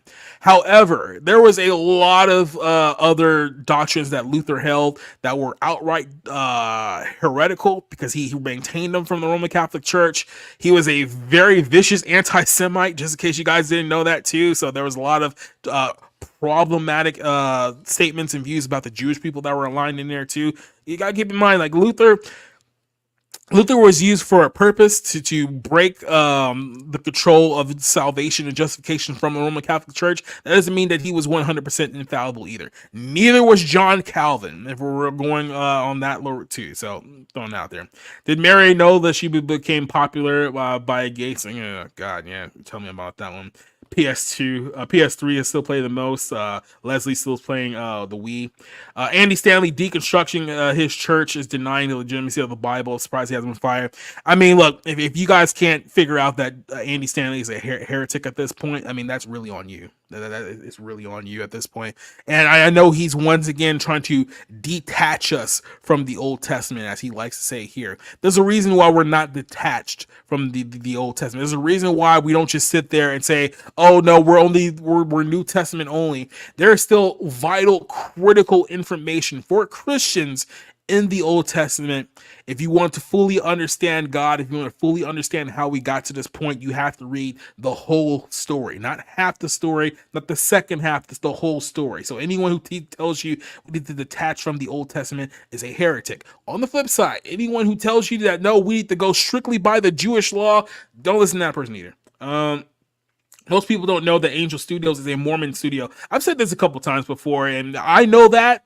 I think there's a lot of evangelical Christians out there that, because of the success of Sound of Freedom, they think that Angel Studios is like it's like the new PureFlix now, essentially, where, oh, this is where you go to watch Christian movies, and you got to be careful. It's like, no, those are Mormons, those aren't Christians. So don't go to their movies thinking you're going to learn Christian doctrine when essentially your movie is being funded and written by Mormons and Catholics. So that's bad move there. And I can even make that case about people who watch The Chosen. I'm pretty sure you guys know all about The Chosen as well.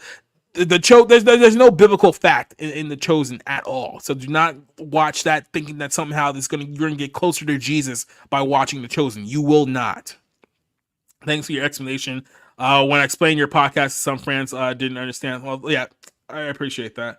It's almost as if everyone's a sinner, right? Faith healers, yeah, they're another one. They're another group of weirdos.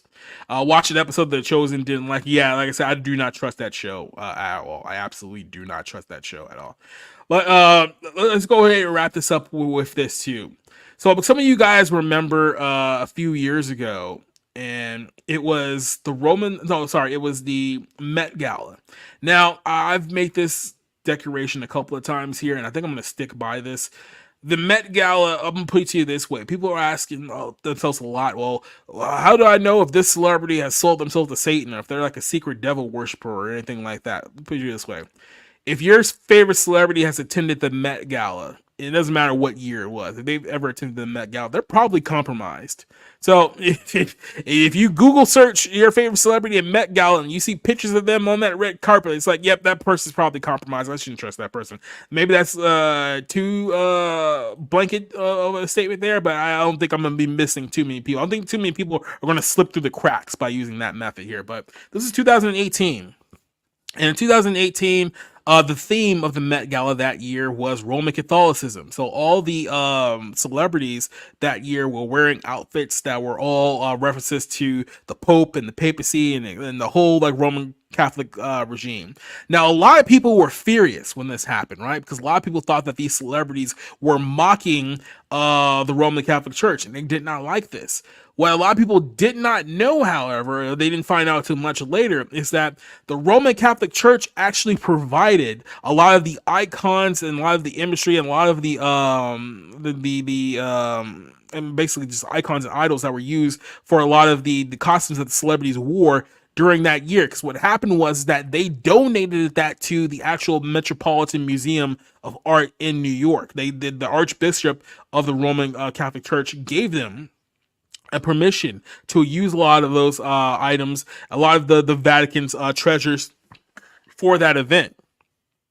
And in return, they ended up using those same items for the Met Gala. So there was, let's say, a incident there back in 2018 where people were like, well, this is blasphemous. They're blaspheming the Roman Catholic Church. And then a lot of the secular sources were saying, no, the Roman Catholic Church actually approved this.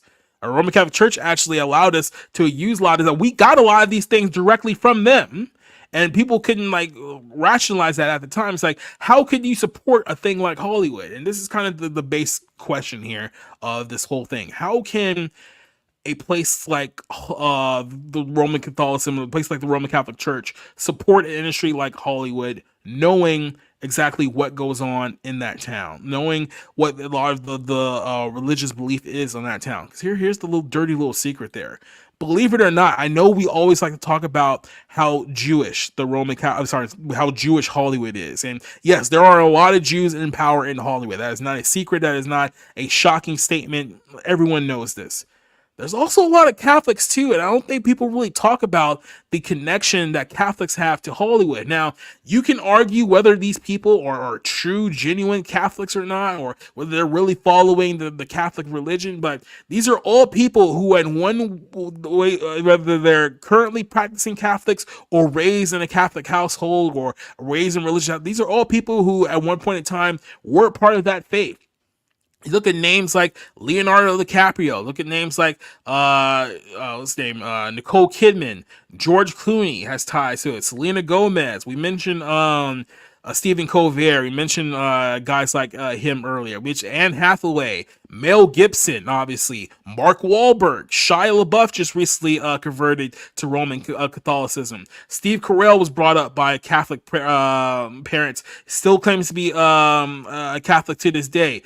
We talked about guys like, Schwarzenegger stating that he's a Catholic. Sylvester Stallone. There's a lot of people in that group there. And these are just a few names I can name off the top of my head. Like what's his name? Like Bono is another big Catholic guy. Like, if you really do your own research and really dig deep into how many Hollywood celebrities are either currently practicing Catholics or who have been either raised Catholic or involved in the Catholic religion in some way, you realize that a large number of Hollywood stars are in some way, shape, or form bedded to the Catholic Church. And it's not really talked about as public because we always just focus on the Jews, right? We always focus on, let me look at the early life and see if this person's Jewish. That's a shock. Well, guess what? You'd be surprised how many Catholics are there here too. Here's kind of what I'm getting here.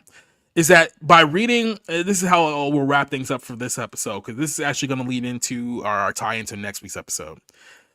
When you really start reading into Revelation 17 and Revelation 18, you understand that this entity, this harlot of Babylon, Mystery Babylon, has had influence, has had power, has had success in virtually every single nation in the world. Like there's claws. Think of it as like an octopus. Its tenants is everywhere, right? The tentacles are everywhere when it comes to this beast. And people think to themselves, how exactly is it that a place like Hollywood that is so degenerate, so devoid of God, can have any kind of relationship? How is it that Catholics are having a relationship with them? It's like, here's what you have to fundamentally look at it from this perspective. You're looking at two entities that, like I said, mentioned earlier, are completely devoid of true biblical teachings. One is essentially the greatest man-made religion in world history that propagates the name of Christ, but doesn't actually teach anything that Christ taught. Like, I know there's a video going out there where earlier today there was a video where a group of Roman Catholics were standing in front of like the giant statue. It was supposed to be a representation of the Eucharist, which is, oh, this bread is literally the body of Jesus Christ, so we're going to worship it as if Jesus is actually in the room on this idol, right? And you think to yourself, well, where is this? And where is this in the Bible? It's not there. It's not there. You're not going to find people worshiping a statue. No one's worshiping bread in the Bible as if it's actually Jesus Christ. That whole concept is just not going to be found there. And then on the flip side, you have one that is much more hostile to Jesus in the fact that they're not just perverting what Jesus taught, they're outright attacking what Jesus taught. So on one hand, you have Satan's throne, which I believe to be the seat in Rome, which talked about in 17 and 18 here, versus quite literally, not Jesus, but Satan's greatest weapon that he has used to mislead Christians for hundreds of years, and that is the world of entertainment. You see that in media, in movies, television, media, news, comic books. So many outlets that we consume as entertainment are hostile. So when these two entities come together, they're all just one piece of Satan's deception. And this is what I'll end this show with and lead on to next week here, because this is a two-part series, just in case you guys didn't know. When the Bible says, when Jesus says that he is the only way to heaven, right? What that means is that there's one path to heaven, and there's over 1 million paths to hell. Satan has aligned to you guys so many paths to destruction. It doesn't matter which path you take. They're all going in the exact same route. Now, that doesn't mean that they're all going to mesh well with one another. We talked about the union early in the show with Islam and the Catholic Church. That's a false union that people think we're going to work at one point in time, and they're going to find out that that's not going to work. But at the end of the day, it's all deceiving people away from the truth. And when you see that for what these entities really truly are, you realize that even though one may claim the name of Jesus, even in the context of secular Hollywood, one may claim the name of Jesus, but it is not on Jesus' side whatsoever. So what you really have to look at it is that these are two entities here that are completely hostile to the gospel, completely hostile to biblical truth. And that's why two entities that seem like they would have nothing to do with one another mesh so well with one another when put together into one ideology that literally back in those times, in what did they mention there, the 30s to the 70s, I think was the time frame they mentioned, that yeah, they had a great union and a great relationship here. Even in modern times, you still see that relationship playing out. Here's kind of your homework assignment here. Go back and watch some old movies. It can be old movies. It can be modern movies, modern TV shows, whatnot. Whenever there's a character on there that's being portrayed as the Christian character, right?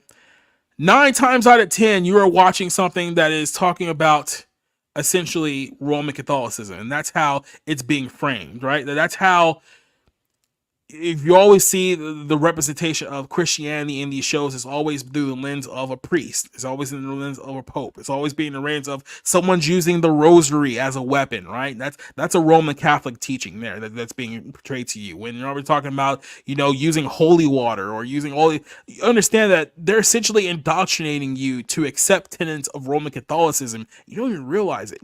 So in their mind, they will make a deal with the devil, quite literally, understanding that the industry is evil. They will make a deal with the devil if it means furthering their own agenda. Now, let me just ask you this. Based on the Bible, does God ever say to have anything to do with acts of darkness if it means progressing Christianity? The answer is no. So if the one true church is in fact doing this to this very day, and even Catholic sources that we've admitted and named on this show tonight, that they've admitted to doing this for the sake of promoting and progressing the Roman Catholic doctrine and Roman Catholic teaching, does that put them on the same side as God? I'll even go back to this one more time. What does it say in Ephesians 5:11? Do not have anything to do with works of darkness, but rather expose them, which means that do not have anything to do, or anything that even looks like it has anything to do with acts of darkness. What does it profit a Christian to align himself with Baal or Ashereth or Moloch or all these other demonic entities? What does it profit you? Are you truly advancing the word of God by siding with evil? The answer is no.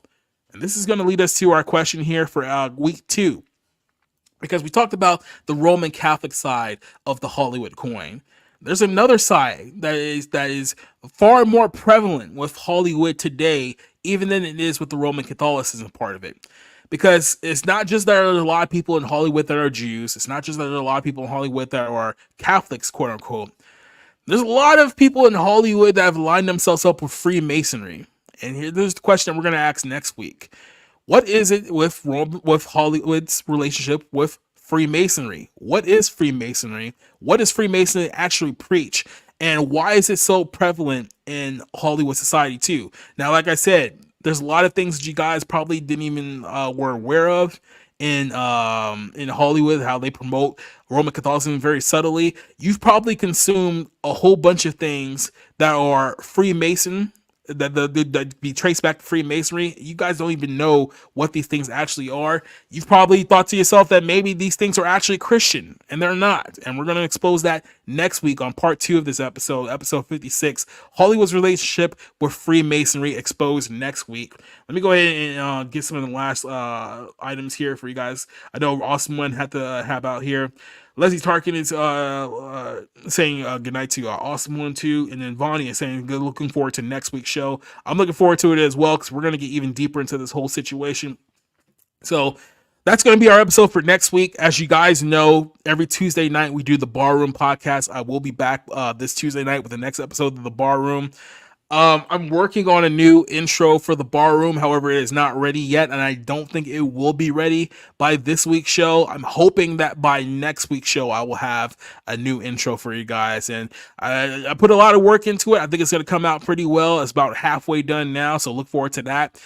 Also, this Friday, I do believe we will be having a Friday night movie club as well. I don't have all the details of the movies we're going to be reviewing, but we'll have more details on the Barroom this Tuesday night.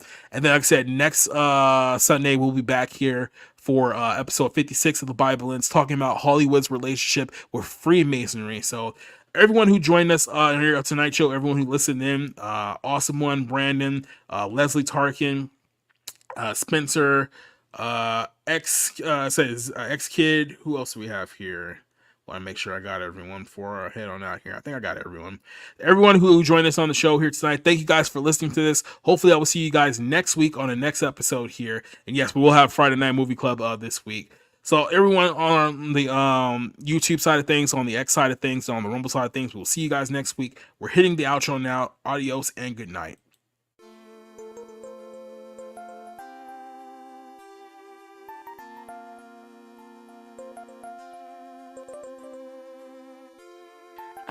Once I turned to Jesus and I realized how he had changed my outlook on life, not just softball, but understanding how much I have to live for, and that's living to exemplify the kingdom. And I think that brings so much freedom.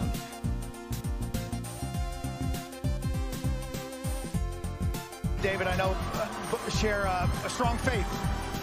How does that help you on a night like tonight? It's everything. Christ's resurrection is everything. Not just his life, but his death and resurrection. You can only get that through him, the Holy Spirit only through him. No false prophets, no Muhammad, no anyone else. Only Jesus Christ himself.